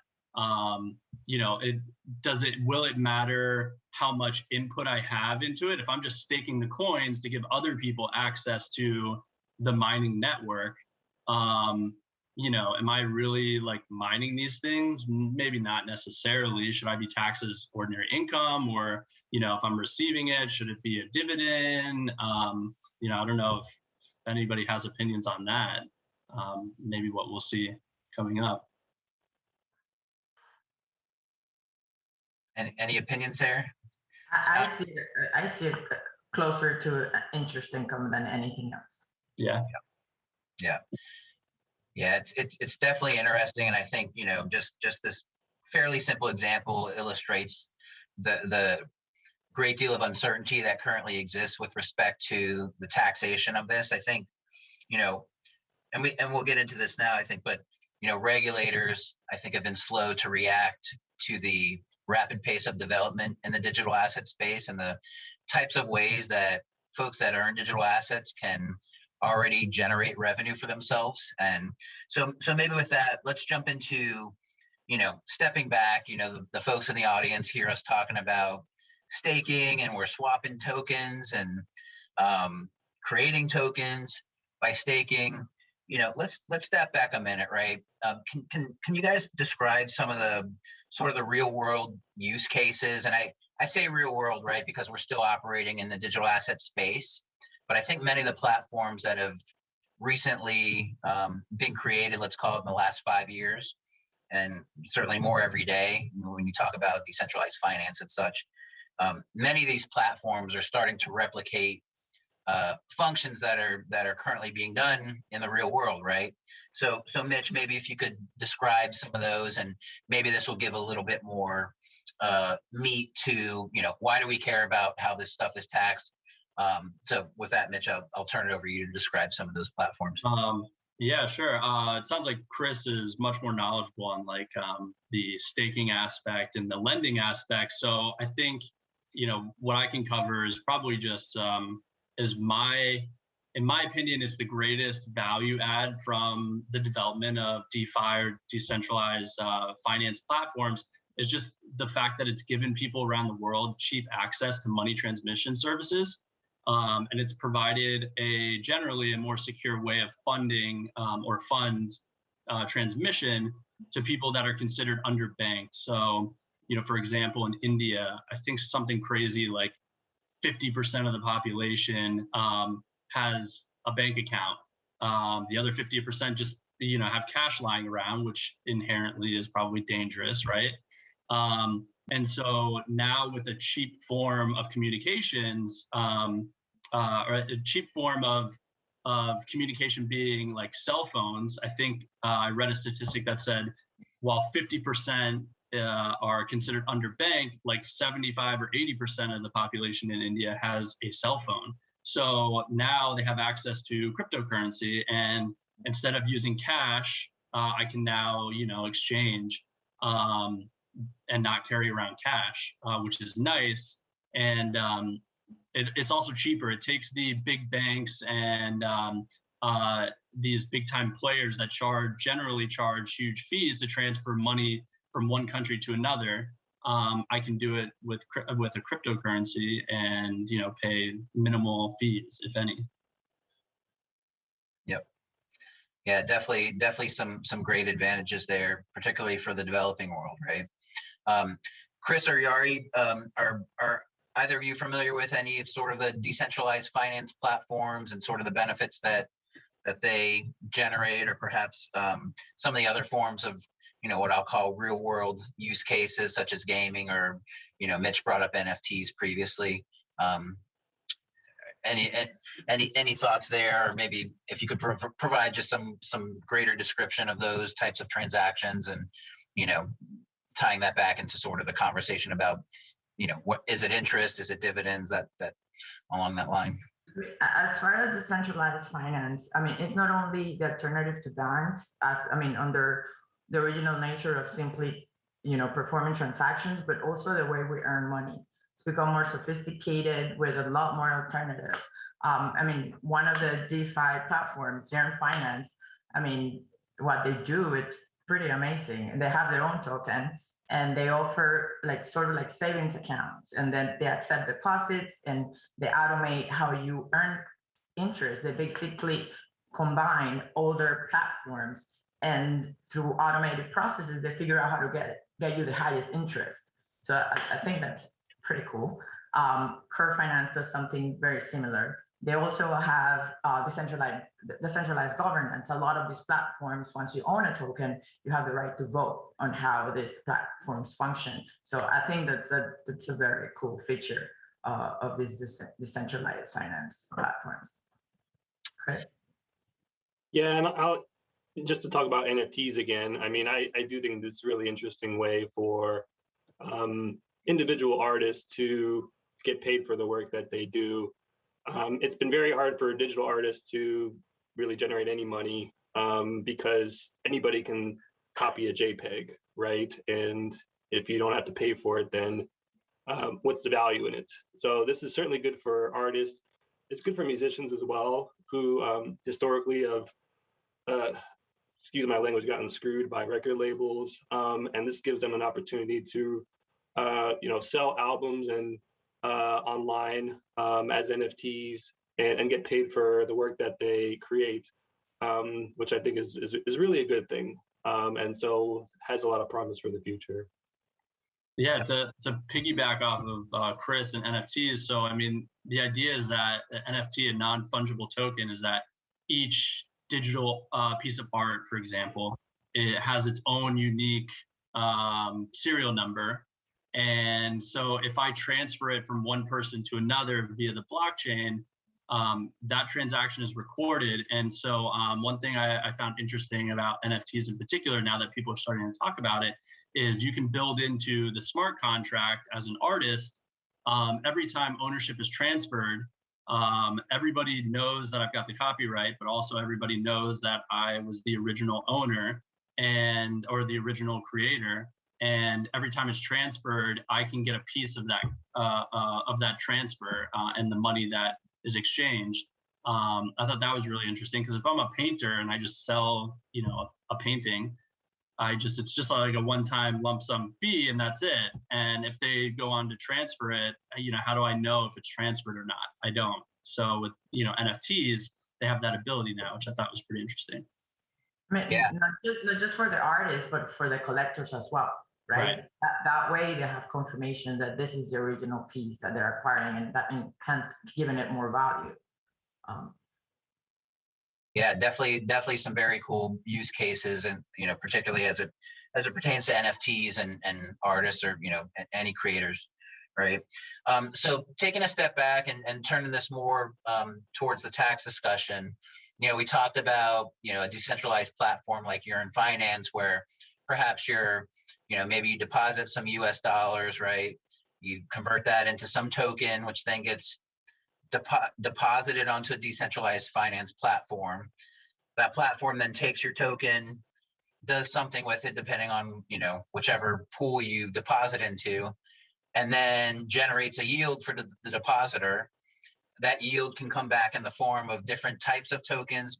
It might be one token, it could be 3 different tokens, right? And so tying that back into the tax reporting around that, the concept of even if you determine, okay, this is interest or this should be dividend, right? Even just quantifying that, when you take a step back and try to figure out, okay, I'm earning it in real time. What was the price of these tokens at the point in time that I earned it? Can either Yari or Chris, maybe you can just speak to sort of the complexity that presents from a pure tax reporting perspective. From a pure tax reporting perspective, the complexity is obtaining the correct information, right? Fair market value, and tracking all of these transactions. So, and a lot of exchanges today have their own tracking system, and there are other apps that help you do this. But I think, that's where really the issue is. Being able, some people do thousands of transactions a day. People that do this, I know a few people that now do this for a living. So, that's figuring out fair market value. The IRS is but somewhat lenient as to how you figure this out. And typically what's being published in an exchange on a particular date would be generally good enough. They haven't challenged that yet. But yes, I think that the biggest issue is the ability to obtain timely and correct information for exchanges. Yep. Yeah, and really the exchanges should be providing this information to everyone in a 1099. And I think that's the way it's going. We'll talk about the reporting changes later. But it's so hard for individual taxpayers to keep track of their cost basis and all these various tokens when they bought them.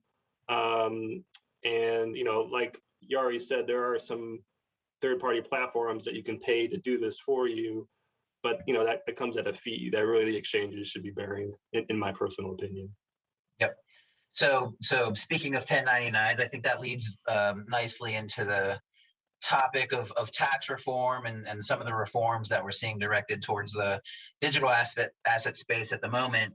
I think maybe we can start with some of the discussion around the reforms that recently passed the House. And if anybody was following at home, there was sort of a holdup with respect to the bill getting through the House. It was probably 4 weekends ago, something like that.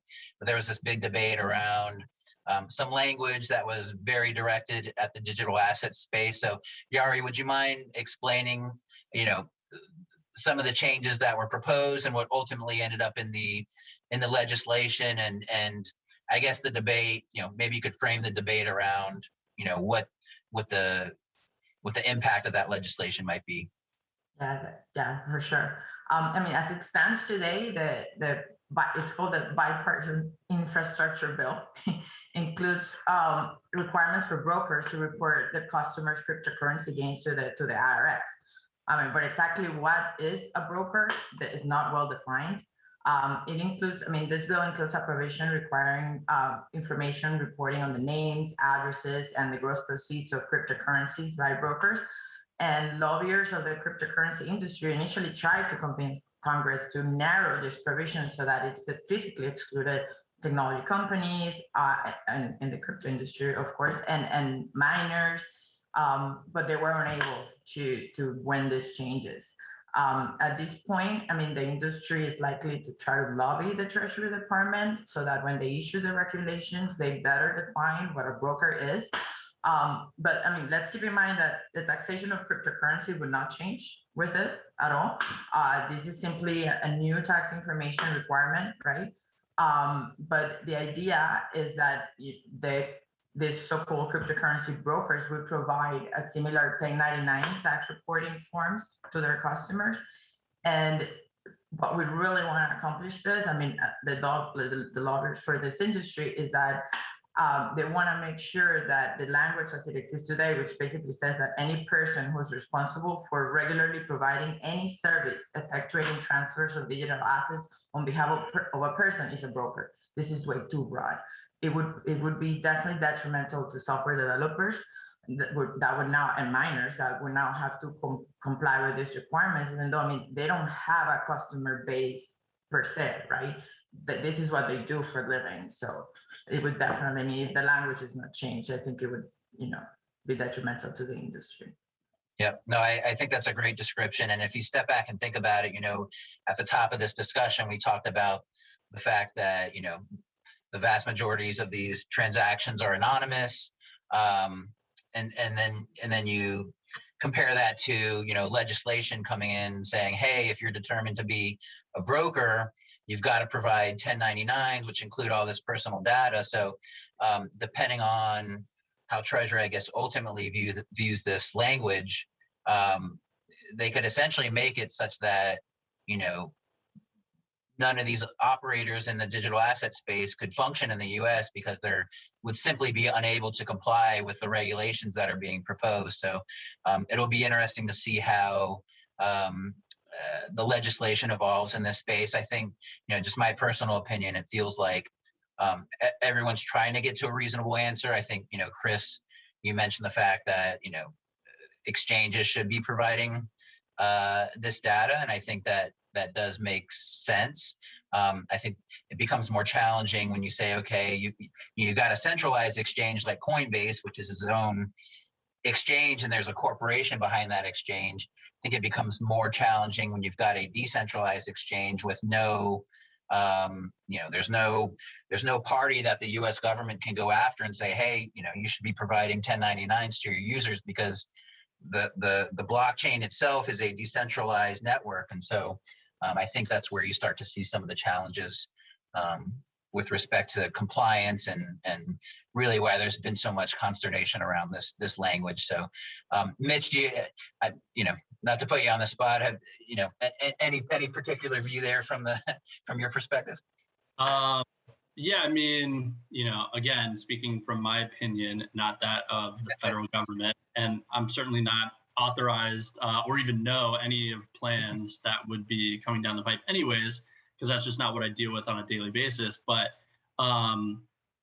I think we're more likely to see the use of it regulated as opposed to the blockchain. And so as opposed to like the underlying technology, right? So, the CFTC, the Commodities Futures Trading Commission, they classified Bitcoin as a commodity because, like you said, it's a decentralized blockchain that, if you think about it and relate it to like gold, I could go outside and find a piece of gold, like mine for it with a pickaxe and find a piece of gold And now, you know, the IRS will probably say that's an ascension of wealth, and then I have to, you know, pay taxes on that. But, you know, the same, I think, example could probably be applied to Bitcoin. And so I think we'll see more regulation around the use. So if, to Chris's point, if I'm using an exchange, a big company similar to a bank or whatever the case, or E-Trade or something like that, where I'm exchanging the cryptocurrency, I think the onus will be on that particular company to help the individual, you know, with their tax information. And then I don't think you would see a peer-to-peer tax transaction. You know, it would be a taxable event on your personal side, but I mean, there's no way to kind of regulate it aside from, you know, having an individual report their income. So I think we'll see it more on the company side and the use of it, lending companies, you know, whatever the case is. Yeah, thank you. Yeah, and I'll just add, I mean, I agree with Yari. I think, you know, the legislation looks very broad, but I think Treasury will do a good job to make it narrow and reasonable. I'm cautiously optimistic about that. So I'm not too worried about it. It's also worth mentioning, though, that they also have a definition of digital asset in the legislation as well, which is very broad. Really, anything that touches cryptography is captured. And I know they write this because they can't predict the future technology, and they want to make sure they encompass any future possible tokens. But it covers a lot, not only cryptocurrency, which I think is the main concern. It covers NFTs, arguably. It covers various real estate, digital assets. So it may be more than just, you know, what they may have targeted, but who's to say? Yeah, definitely an area to keep an eye on. Chris, would you mind walking us through a couple of the other provisions? So what Yari just described was in the infrastructure bill. Obviously, you know, for those of you that are following the news, you know, the House is in the process right now of passing or trying to get agreement on a reconciliation bill, and that includes a, you know, significant amount of tax reform. Some portion of that tax reform is directed at the crypto space. And so, Chris, would you mind touching upon a couple of the other provisions in that draft legislation that you think might have an impact on the digital asset space? Sure. So I want to talk about wash sales, and I hope people don't leave the webinar when I start talking about wash sales, but it is important to know as an individual, what is a wash sale? So a wash sale is if you have a built-in loss, it's a way to recognize the loss by you sell the security, you recognize the loss, and then you buy it right back, and you're no different economically than where you were before, but now you have this loss that you recognize that you can use for tax purposes. And so many years ago, Congress didn't like this, creating artificial losses for tax purposes. So they enacted wash sale rules. And the rules themselves say you can't sell a security at a loss and then buy it back within 30 days. Otherwise, you will not be able to take the loss on your tax return. And so that's been the rule for many, many years. The issue, though, is that cryptocurrency, you know, it's pretty clear that it's not a so-called security for tax purposes. It may or may be for securities law purposes, but the case law is pretty clear that it's not for tax purposes. And so, you know, right now, you could do a wash sale with crypto if you wanted. So part of the legislation proposal is to change that to expand the definition of stock or securities to include specified assets, which would include digital representations of value, such as cryptocurrencies. And so this would be effective after December 31st, if enacted. So if you're going to do your wash sales with crypto, do them now before the end of the year. Bit of tax planning advice for the audience, for those of you that own digital assets. So does that mean that no more day trading on crypto and riding these huge fluctuations in the value. Like because Dogecoin, for example, I think it's up like 30% today or something like that.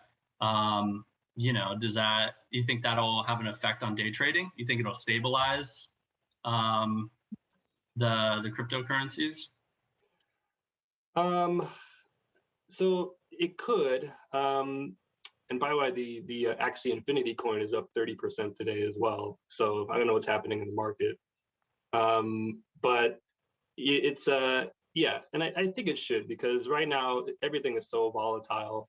And probably most people are not buying and selling assets for tax purposes. They're probably trying to go to the moon with their crypto, but it's and maybe people like the volatility, and that's why they're in this space. But certainly as things become more regulated, it's going to make it more stable as well. Great. And any other areas of tax reform that you think will have an impact on the digital asset space? Yeah, the last thing I'll mention, and this is not for crypto specifically, but there is a proposal to raise the capital gains rate. Currently, right now, it's at the highest 20% plus another 3.8% if you hold for longer than a year. And they're proposing to raise that up to 28.8%. At least that's what the House wants. And so obviously, if you're going to be recognizing a crypto gain that you've held for longer than a year, your tax could potentially be going up on that. What's interesting is that this, if enacted, would apply to any gains realized after September 13th of this year. So no end of year tax planning for this one. If enacted, you're stuck paying the higher rate because they probably recognize that everyone would sell their gains. But starting next year, this top rate's only going to apply if your taxable income exceeds 400,000 or 450 if you're a joint taxpayer. So it really is only targeted towards the upper class income people, which may or may not affect you. Yep. Great. So one of the other trends that we're starting to see is employers offering tokens as compensation to their employees. Chris, would you mind speaking to some of the tax issues that might arise with those type of arrangements? Sure, and I hope I'm not dominating all the conversation, but so in my practice, I'm mostly on the corporate side, and what we're seeing interestingly is, historically, especially in technology, a lot of companies would offer stock incentive plans for their employees, in addition to cash salaries, both because it's cheaper to issue stock than it is to pay cash, but also it aligns the employees' incentives with the company. So they have an incentive to help grow the value of the company. And so, we've seen a lot of these stock deferred compensation plans in the past. What we're seeing now are deferred compensation plans involving tokens. And these can either be tokens issued by the company itself, if the company is an issuer, or it can be a token that the company happens to have on its balance sheet for whatever reason. Maybe it just wants to diversify its holdings and hold some crypto. And so we're seeing a lot of this similar deferred compensation plans with stock with tokens, because again, token is a piece of property under the tax code. And if you transfer property to an employee in exchange for services, that can be deferred over a few years under the tax law. So it's really no different than giving an employee a piece of stock. Where it does get kind of interesting is there's certain restrictions on what type of equity awards you can offer. Specifically, you can't offer any options on tokens like you can with stock, because there's a section called 409 Cap A in the tax code, which is a terrible section which doesn't allow options on property except for stock. So while you can't have stock options, you can have other types of instruments, restricted tokens, restricted token units, and the like, and still get some of the same benefits that you would with stock. So again, I hope I didn't lose anybody else during the webinar. Something somewhat related that I've seen lately, I've seen a couple of startups. One, it's already well established, but they're starting to sell this product, which is basically employees can exchange their PTO for tokens and invest them and make money on their PTO, whether they use it or not. So I thought that was very interesting. That would come with its own set of issues and taxable income.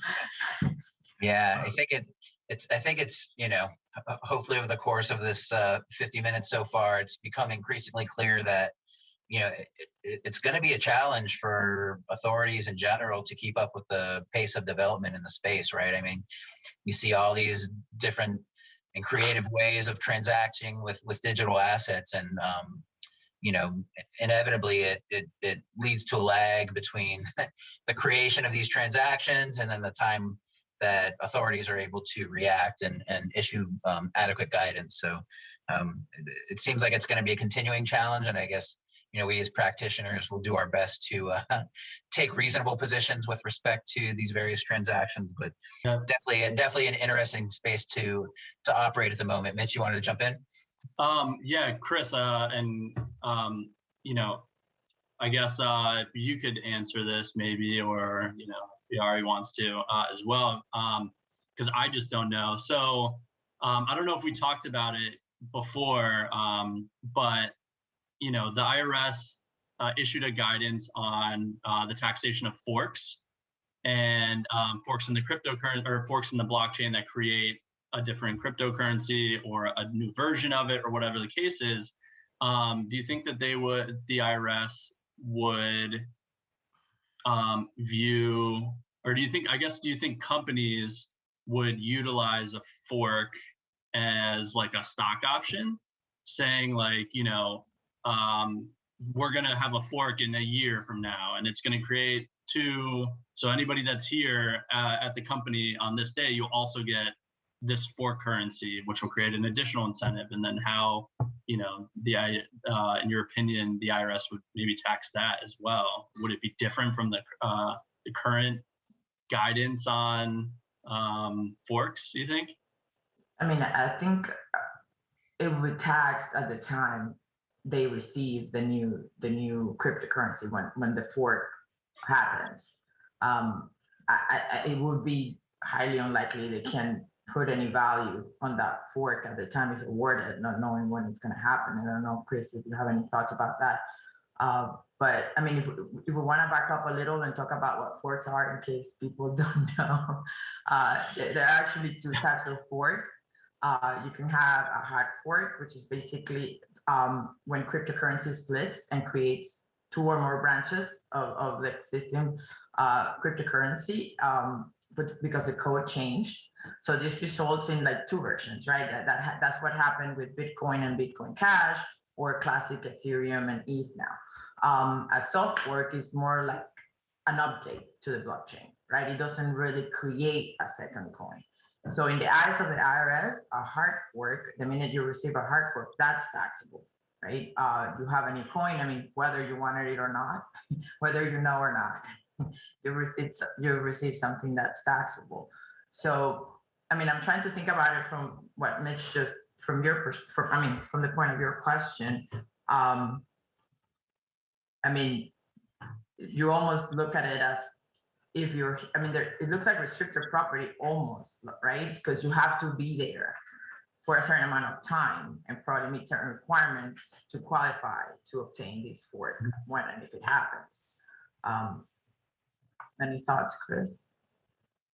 Yeah, I would agree. And the nice thing about restricted property is you can usually make an 83B election to get beneficial tax treatment for that. But I like the idea, and I think I'm going to put it in my toolbox, Mitch, for There my you go. clients. So thank you. You're welcome. I don't know if this has ever been this. brought up before. I was just my wheels are just spinning. I'm like, that, if I can't issue stock options, I could just say, yeah, we're going to do a fork. And if you leave the company and still hold the cryptocurrency, do you still get the fork crypto? I don't know. And to make sure we don't lose anybody, let's explain why the 83B election is. So when you receive restricted property, you're allowed to make an election to include the value of that property in taxable income on the value had on the date of grant. The idea is that this property is probably going to appreciate, so that any appreciation, depending on the holding period, you could get capital gains tax treatment. Obviously, you would make the election if you expect that the property will appreciate, otherwise it makes no sense.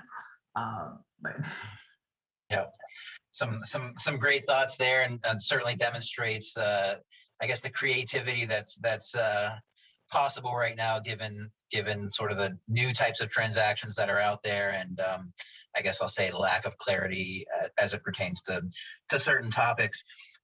Mitch, any other areas, transactions that you're aware of where we might see, additional guidance released in the future, or where we think it might be useful for authorities to issue additional guidance? So, with the explosion of NFT popularity, I think you're getting into an area where the regular Joe Schmo investor or collector, I probably just gave it away, but of NFTs and like a digital piece of art, I think that not very many people are going to recognize the tax implications on that, and I don't think that the IRS has issued any guidance whatsoever on NFTs. But I think what we'll see is, I think because at its core theory, an NFT, a non-fungible token, is that it is unique. And so if I'm buying something that's unique, it could fall into the category of collectibles, which then pushes it into a different realm of investment, as opposed to just like buying and selling cryptocurrencies or whatever. Those are essentially fungible. I can transfer 20 Bitcoins over here, and then they're not necessarily, the individual Bitcoins are not necessarily tracked. It's more the transaction. And if it's unique, then the IRS could argue that it's a collectible, which pushes it into a different tax realm, where if you're a high net wealth individual, you're gonna see a higher tax rate. I think it's 28%, something like that, as opposed to the regular property-based taxation of cryptocurrencies and things like that, where it's just long-term capital gains and short-term capital gains. So I think, when another thing that people aren't gonna immediately recognize is that if I purchase an NFT with cash, there's no taxable transaction that's really happened there. Aside from like sales tax or whatever, but I'll have my basis in that NFT. So if I buy it for $1,000, that's my basis. Whereas a lot of the NFTs are based on the Ethereum network. And so some of them require that you purchase the NFT with Ethereum, meaning that the second you transfer that one Ethereum to the artist or the NFT, I have that taxable event. So if I bought Ethereum, 2 years ago at $1,000 and now it's $3,000, I'm going to have to pay taxes on that $2,000 of realized gain. And then I've got a basis in the NFT. And then whenever I transfer transfer ownership of that, I'll have another taxable event. So I think that's one thing that we may see probably sooner rather than later from the IRS, because I think one NFT recently just sold for like 69 million or something like that. So we're talking huge amounts of gain that I would imagine should be taxed. Yep. Pretty interesting. I'd be curious to see how, and somebody's getting $69 million worth of value out of that NFT, but it's, art is in the eye of the beholder, right? As they say. Yeah. So I know we've got a couple minutes left, and then I think we want to leave 10 to 15 minutes for Q&A. So did want to touch on the topic of sustainability. I think one of the criticisms that you've seen levied against the digital asset space, and particularly at Bitcoin, is energy consumption, right? And so I think it was probably 2 or 3 months ago where Bitcoin shot up to around 60,000. And I think a lot of that was on the hype of Elon Musk tweeting various bullish things about, using Bitcoin to buy Teslas and the like.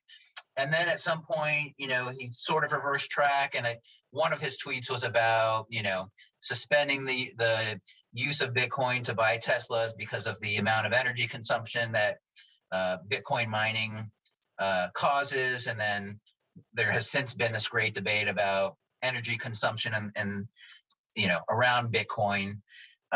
So, I guess the question I'll pose to the group is, do we think that the criticism around the amount of energy consumption that some of these blockchains require is valid?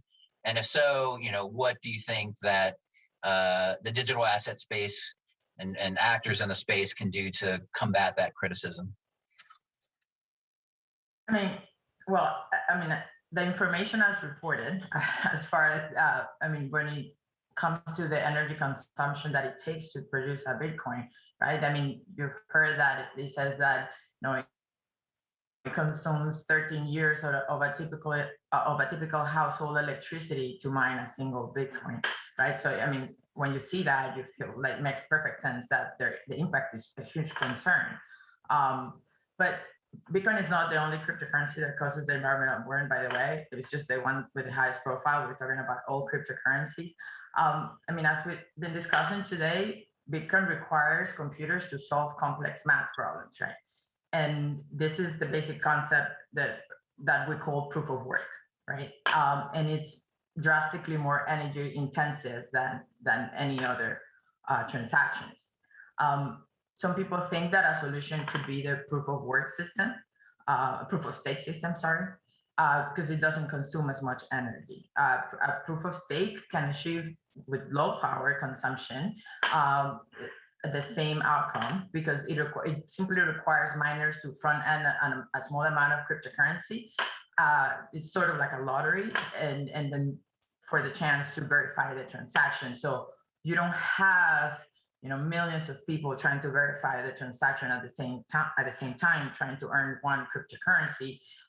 You have a person at a time, let's say, working for this proof of stake to earn this cryptocurrency. So that definitely would remove that component of the environmental impact that we think cryptocurrency has right now. Yep, I think that's a great point. And for those of you that follow Ethereum, you may be familiar with the fact that, they're working towards Ethereum 2.0. And I think one of the big changes is going to be this conversion to a proof of stake method to arrive at consensus versus proof of work. So, I think,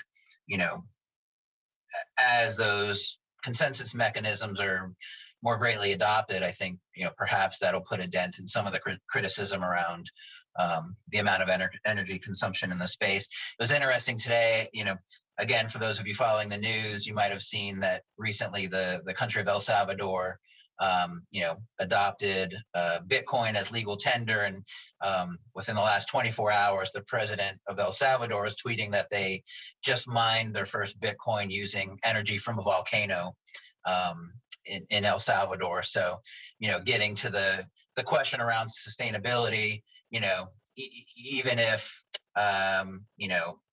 all these blockchains don't ultimately convert towards proof of stake, namely Bitcoin, it feels like miners are going to attempt to come up with ways to utilize alternative energies to execute on their mining activities. So and I think it's worth adding.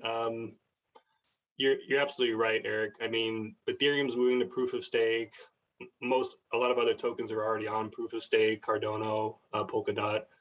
So so that's definitely the trend. And Bitcoin, people, you got to realize there's only 21 million possible Bitcoins. Like that's the max. So at some point, we're going to run out of Bitcoin and there's not going to be any more mining of Bitcoin. So it's probably a limited time problem. And I think over time, it'll all be a lot more energy efficient.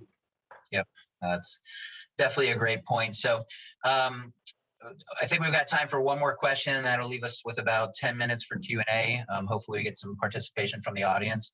But I just wanted to kind of leave the panel with, what I think is sort of a fun question. So maybe I'll just ask the three of you to comment, what excites you the most about, the digital asset space looking forward? I know this is, not to put you guys on the spot, but, or maybe if it doesn't excite you, maybe what concerns you the most about the digital asset space going forward? I'll give you, jump in as you see fit, but I'll give you time to think about it. I can start if you guys want. I like that it has a blockchain technology and the ability to have a public ledger that everybody can participate and everybody can view.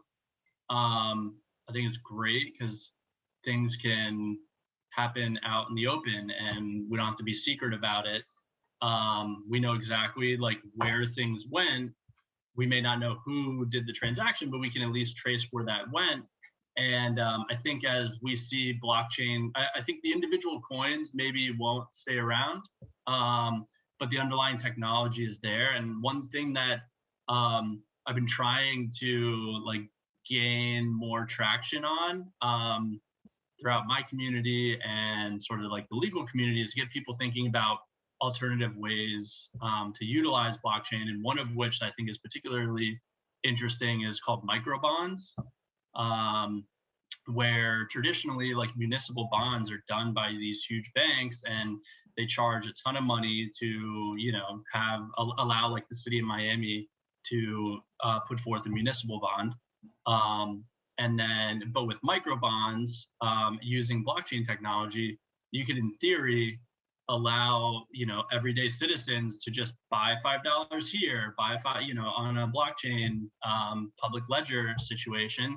And then they're investing in their own community. The interest is being paid, based on however much you're putting forth into this micro bond, whatever the case is, and you kind of cut out the middleman for lack of a better word. But I think that is probably pretty interesting, most interesting to me. I mean, I would agree with you, and I think definitely blockchain technology is probably the future of every transaction and how we, relate to each other, even from the gaming industry to, things at home. I think it's a future. My only concern is that, governments and regulatory authorities just can't keep up with the pace of advancement, really. We didn't talk much about the ransomware attacks, but that's an issue, right? The technology lends itself for criminal activity in a lot of ways, and governments have been slow to keep up with it. That would be my take on it, but it's definitely the future.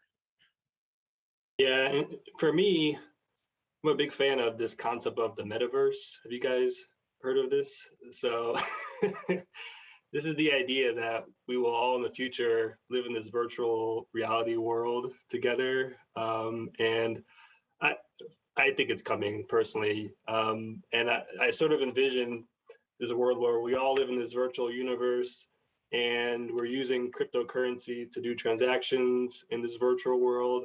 And we're looking around, you can see people's NFTs in the virtual world as well, and hear their NFT music. And so that's probably 20, 50 years away. But I think there's possibility there. Yep. Thank you each for your thoughts there. Yeah, I like the concept of the metaverse, Chris, and it's interesting, just thinking about that concept. And I joke around with my friends as it comes to the gaming industry. For anybody that's been following the blockchain gaming trend, and I know somebody mentioned Axie Infinity earlier on the call today, or on the discussion today, and you think about the fact that somebody, let's say in the Philippines, can now earn a living simply by playing a video game, right? And, they're accomplishing various things in the video game, which create NFTs that they can then go sell in an open marketplace. And it's really interesting, thinking about that concept and the metaverse, like you mentioned, Chris. And I joke with my friends and say, at some point, all of us are just going to be sitting at home playing video games while, blockchain technologies are doing all the work that all of us are currently doing. Feels like it might be, a potential future, like you said, 20 to 50 years from now. So it'll be certainly interesting to follow. And, I would encourage those of you that are in the audience that, perhaps haven't paid much attention to blockchain and cryptocurrencies, if I'm a proponent of the space. And so, if you do a little bit of digging, there's a lot of interesting topics to uncover here. So with that, I'll open it up to Q&A. I think we've got about 6 minutes left. So if anybody in the audience has any questions that any of our panelists can answer. Yes, actually, this one is a question for all the panelists. Do you think cryptocurrency will ever be mainstream enough to replace all of our paper currency? Yeah, maybe I'll go with that one. So the U.S. government has been looking at a possible digital dollar. In June, the Federal Reserve said they're looking at this very closely. Some have predicted that at least a fourth of the G20 will have a digital currency by 2024. So there's a lot of advantages there. Again, you cut out the banks, so there's no fees.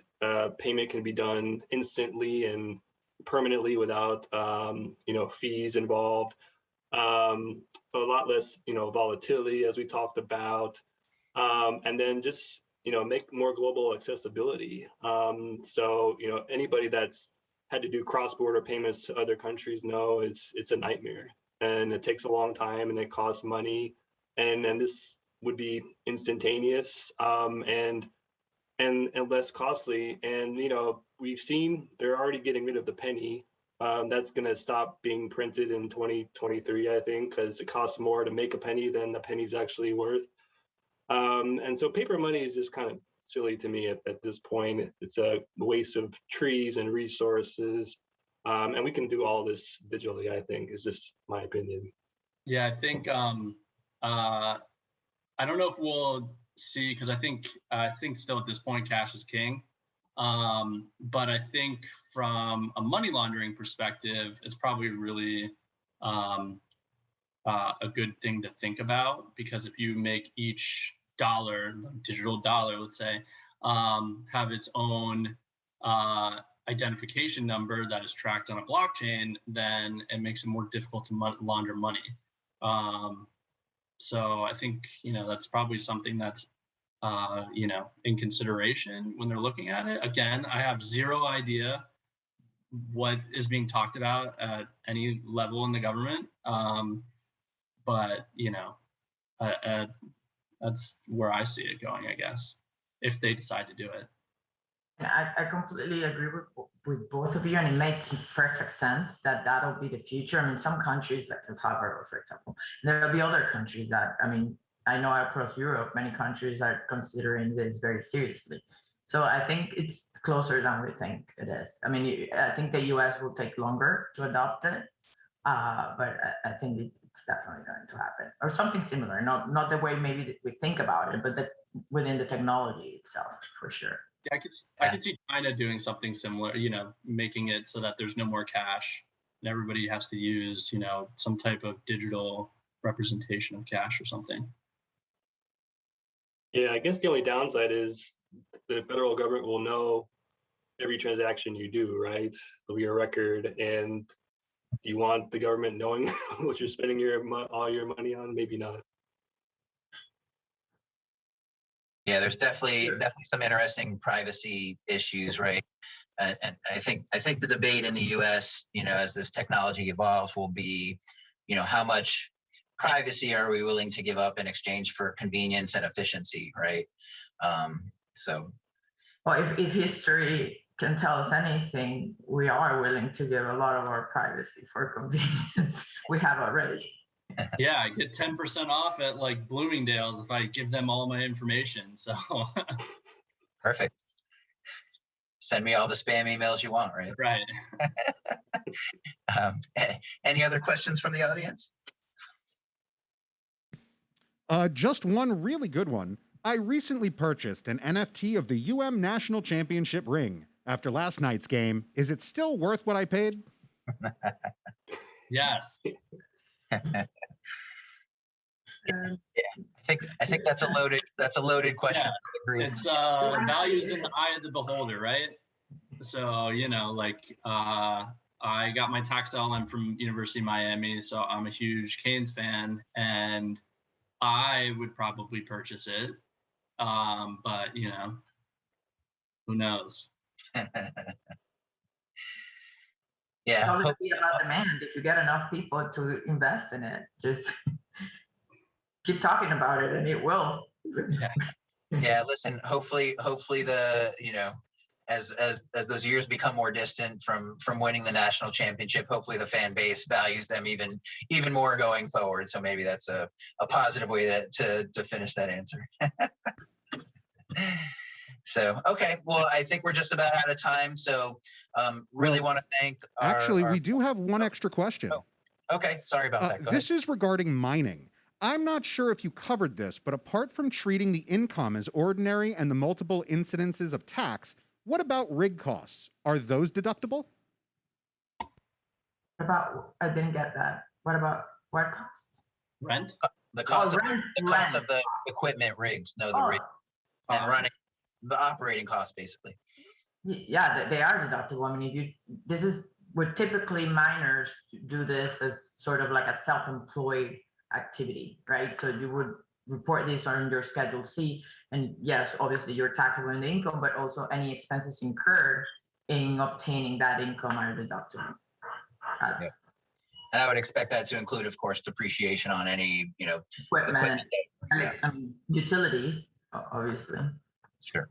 Yeah, and I think again, to just reiterate the point that we made earlier with mining is that you're going to have, I think you're probably going to have two taxable events, you know, when you receive the transaction fee or, you know, the reward for doing the mining. And then whenever you transfer it, so if you immediately transfer it, you're going to have another taxable event. You know, so it just depends on if it fluctuates that much in price, whatever the case is. Fantastic. Any other questions? That takes care of the questions.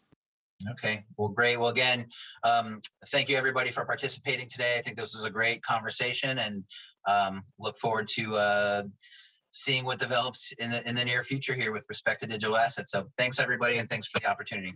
Thank you. Have a good one. You know. Take care. Bye-bye. All right, awesome. Exhilarating conversation. Eric, thanks for leading the way, and Mitchell, Chris, and Yari, just terrific commentary. I went in expecting to learn. That was accomplished, but I have twice the number of questions I did when I went in, but that's typical of crypto and blockchain. Just, you know, kind of an oddball thought. You guys were talking about like what might not you like, or what do you like, and I was thinking to myself, gosh, crypto and blockchain, add in a little bit of machine learning or AI, and I have visions of the movie Terminator when the machines stopped having use for us.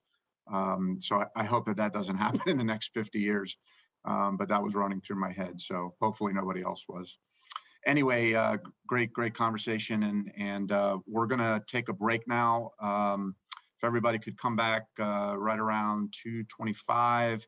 And then we're going to get started at 2:30 with our last session of the day to finish off the crypto and blockchain conversation. So we're rounding third, almost home. Everybody hang in there, go grab a quick drink or bio break, and we'll be back shortly. Thanks.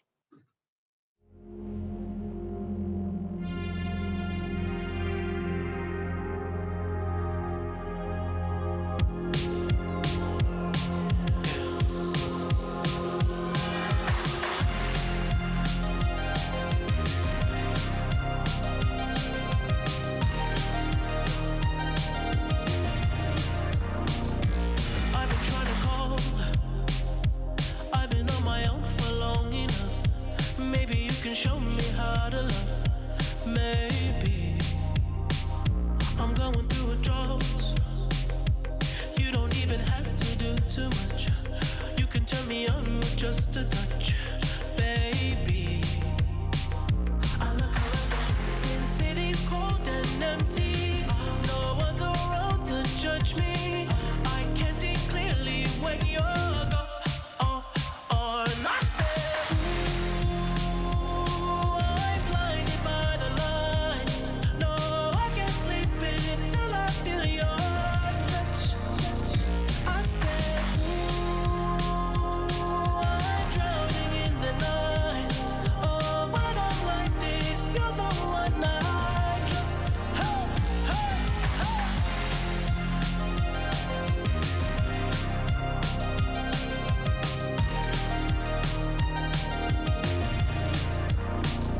I'm running out of time, 'cause I can see the sun light up the sky.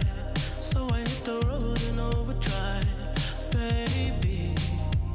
Oh, the city's cold and empty. No one's around to judge me. I can see clearly when you're gone.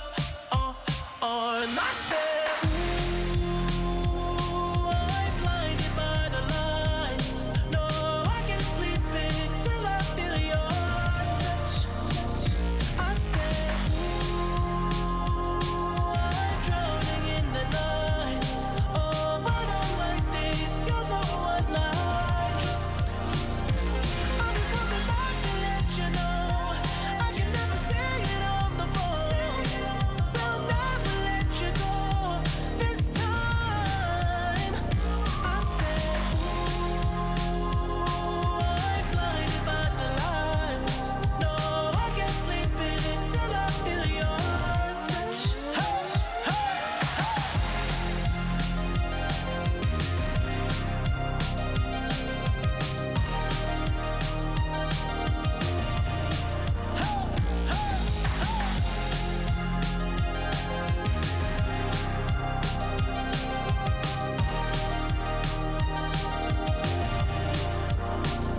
I said, ooh, I'm blinded by the lights. No, I can't sleep until I feel your touch.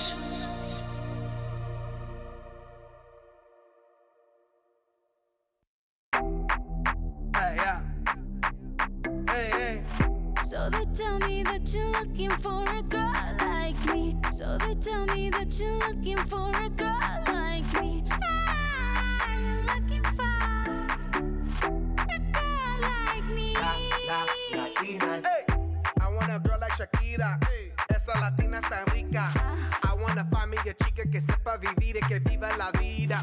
I need a bien bonita, elegante señorita. Girl, I want you and I need ya all of my life. Yeah, baby, let's team up. I want a girl that shine like glitter, a girl that don't need no filter. The real, for real. A girl that's a natural killer. I want a girl that's a heater, caliente off the meter. Yo quiero una chica que no me diga mentiras. So they tell me that you're looking for a girl like me. So they tell me that you're looking for a girl like me. Ah, you're looking for a girl like me. Oye mami, estoy buscando una chica, sí. Oye mami, estoy buscando una chica, sí.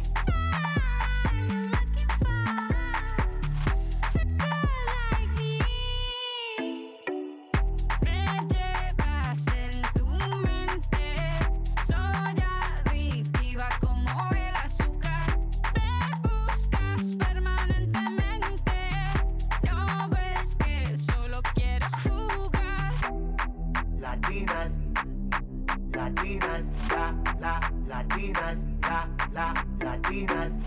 Sacudelo como Shocky. Baby, drop it low on top me. Electric feels so shock me. Your hips don't lie, they rock me. Baby, come get me, you got me. Oye, mami, ven aquí. You know I'm liking what I see. Muévelo, muévelo, muévelo así. Yo quiero una mujer, una princesa, no tiene poderes. A chick with no boundaries, that's down for what if. When nothing in la cama, she good in the bed.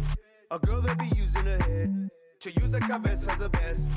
I want a girl who's a diva. No quiero otra, así eso es. So they tell me that you're looking for a girl like me. So they tell me that you're looking for a girl like me. You're looking for a girl like me. When a girl that shines like glitter, baby, you know I need no filter. For real, I'm real. You know I'm real. Like that my lips are so glossy. Like how my neck gets so bossy. Baby, if you do it my way, just for the hell of it, I let you love me. Latinas, Latinas, shock it up, shock it up. I like Latinas, ones who look like Selena, shake a bunda like Anita, morenas that's más fina. I like Dominicanas, Boricuas and Colombianas. In East LA, I like the Chicanas, and they want a piece of the big manzana. So they tell me that you're looking for a girl like me. Oye mami, estoy buscando una chica así. You're looking for a girl like me. Vente, pasa en tu mente. Soy adictiva como el azúcar. Me buscas permanentemente. No ves que solo quiero jugar.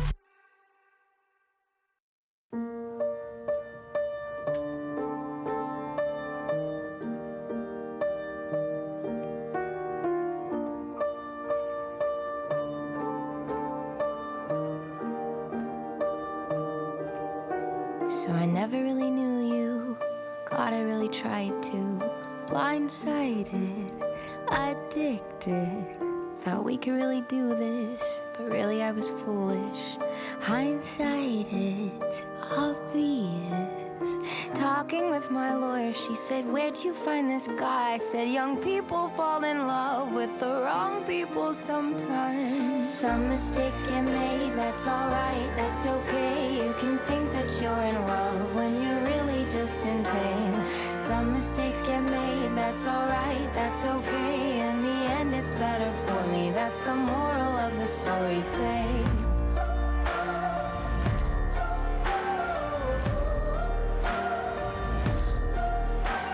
It's funny how a memory turns into a bad dream when running wild turns volatile. Remember how we painted our house just like my grandparents did? So romantic, but we fought the whole time. Should have seen the signs. Well, talking with my mother, she said, where'd you find this guy? Said some people fall in love with the wrong people sometimes. Some mistakes get made, that's alright, that's okay. You can think that you're in love when you're really just in pain. Some mistakes get made, that's alright, that's okay. In the end, it's better for me. That's the moral of the story, babe.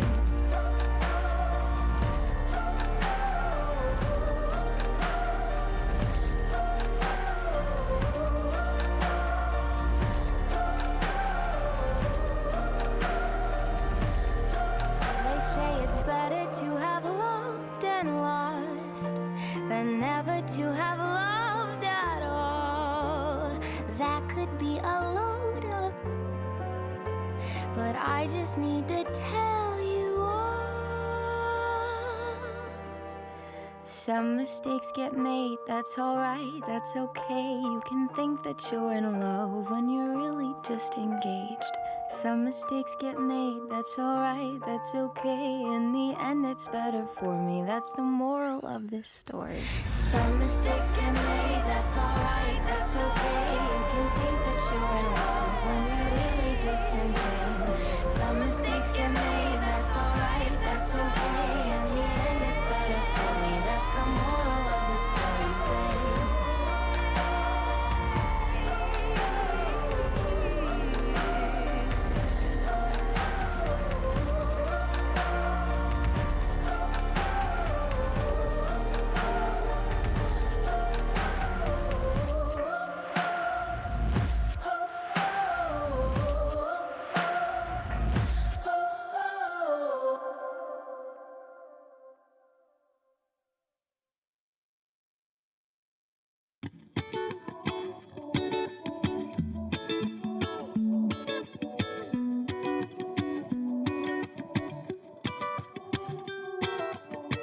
I might be better on my own. I hate you blowing up my phone. I wish I never met your ass. Sometimes it be like that, but I'm not myself the night you're gone. There ain't no way I'm moving on. I'm not afraid to need you back.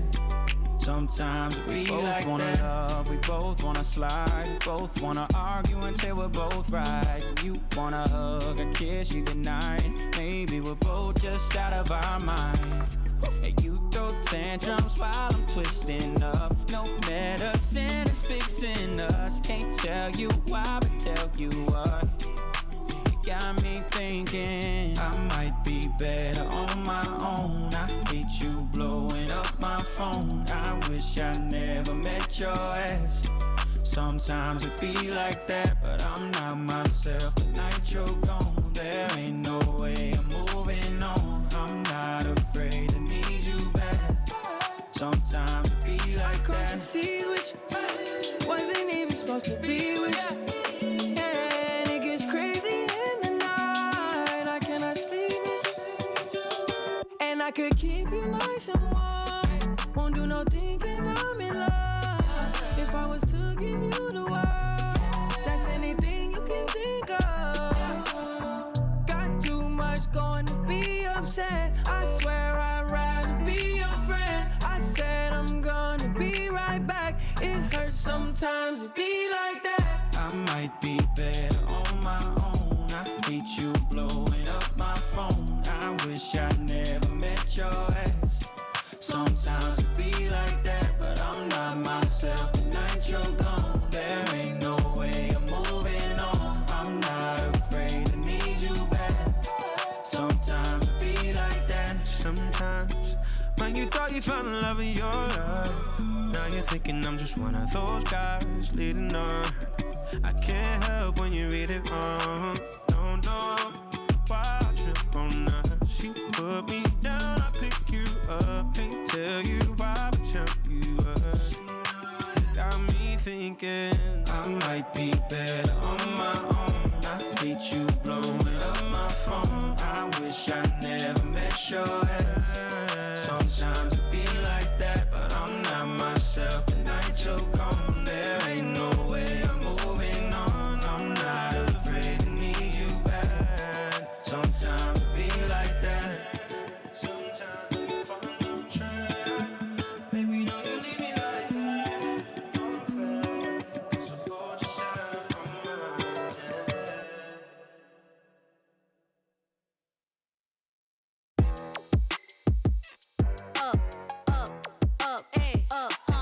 Look, once upon a time, and I heard that I was ugly. Came from a chick who wanna touch. I said my face bomb, abs tight, racks stuck up, shack height, jury on me, flashlight. I've been listening since last night. Hit 'em with that good, make you wanna act right. Broke boys don't deserve no kitty.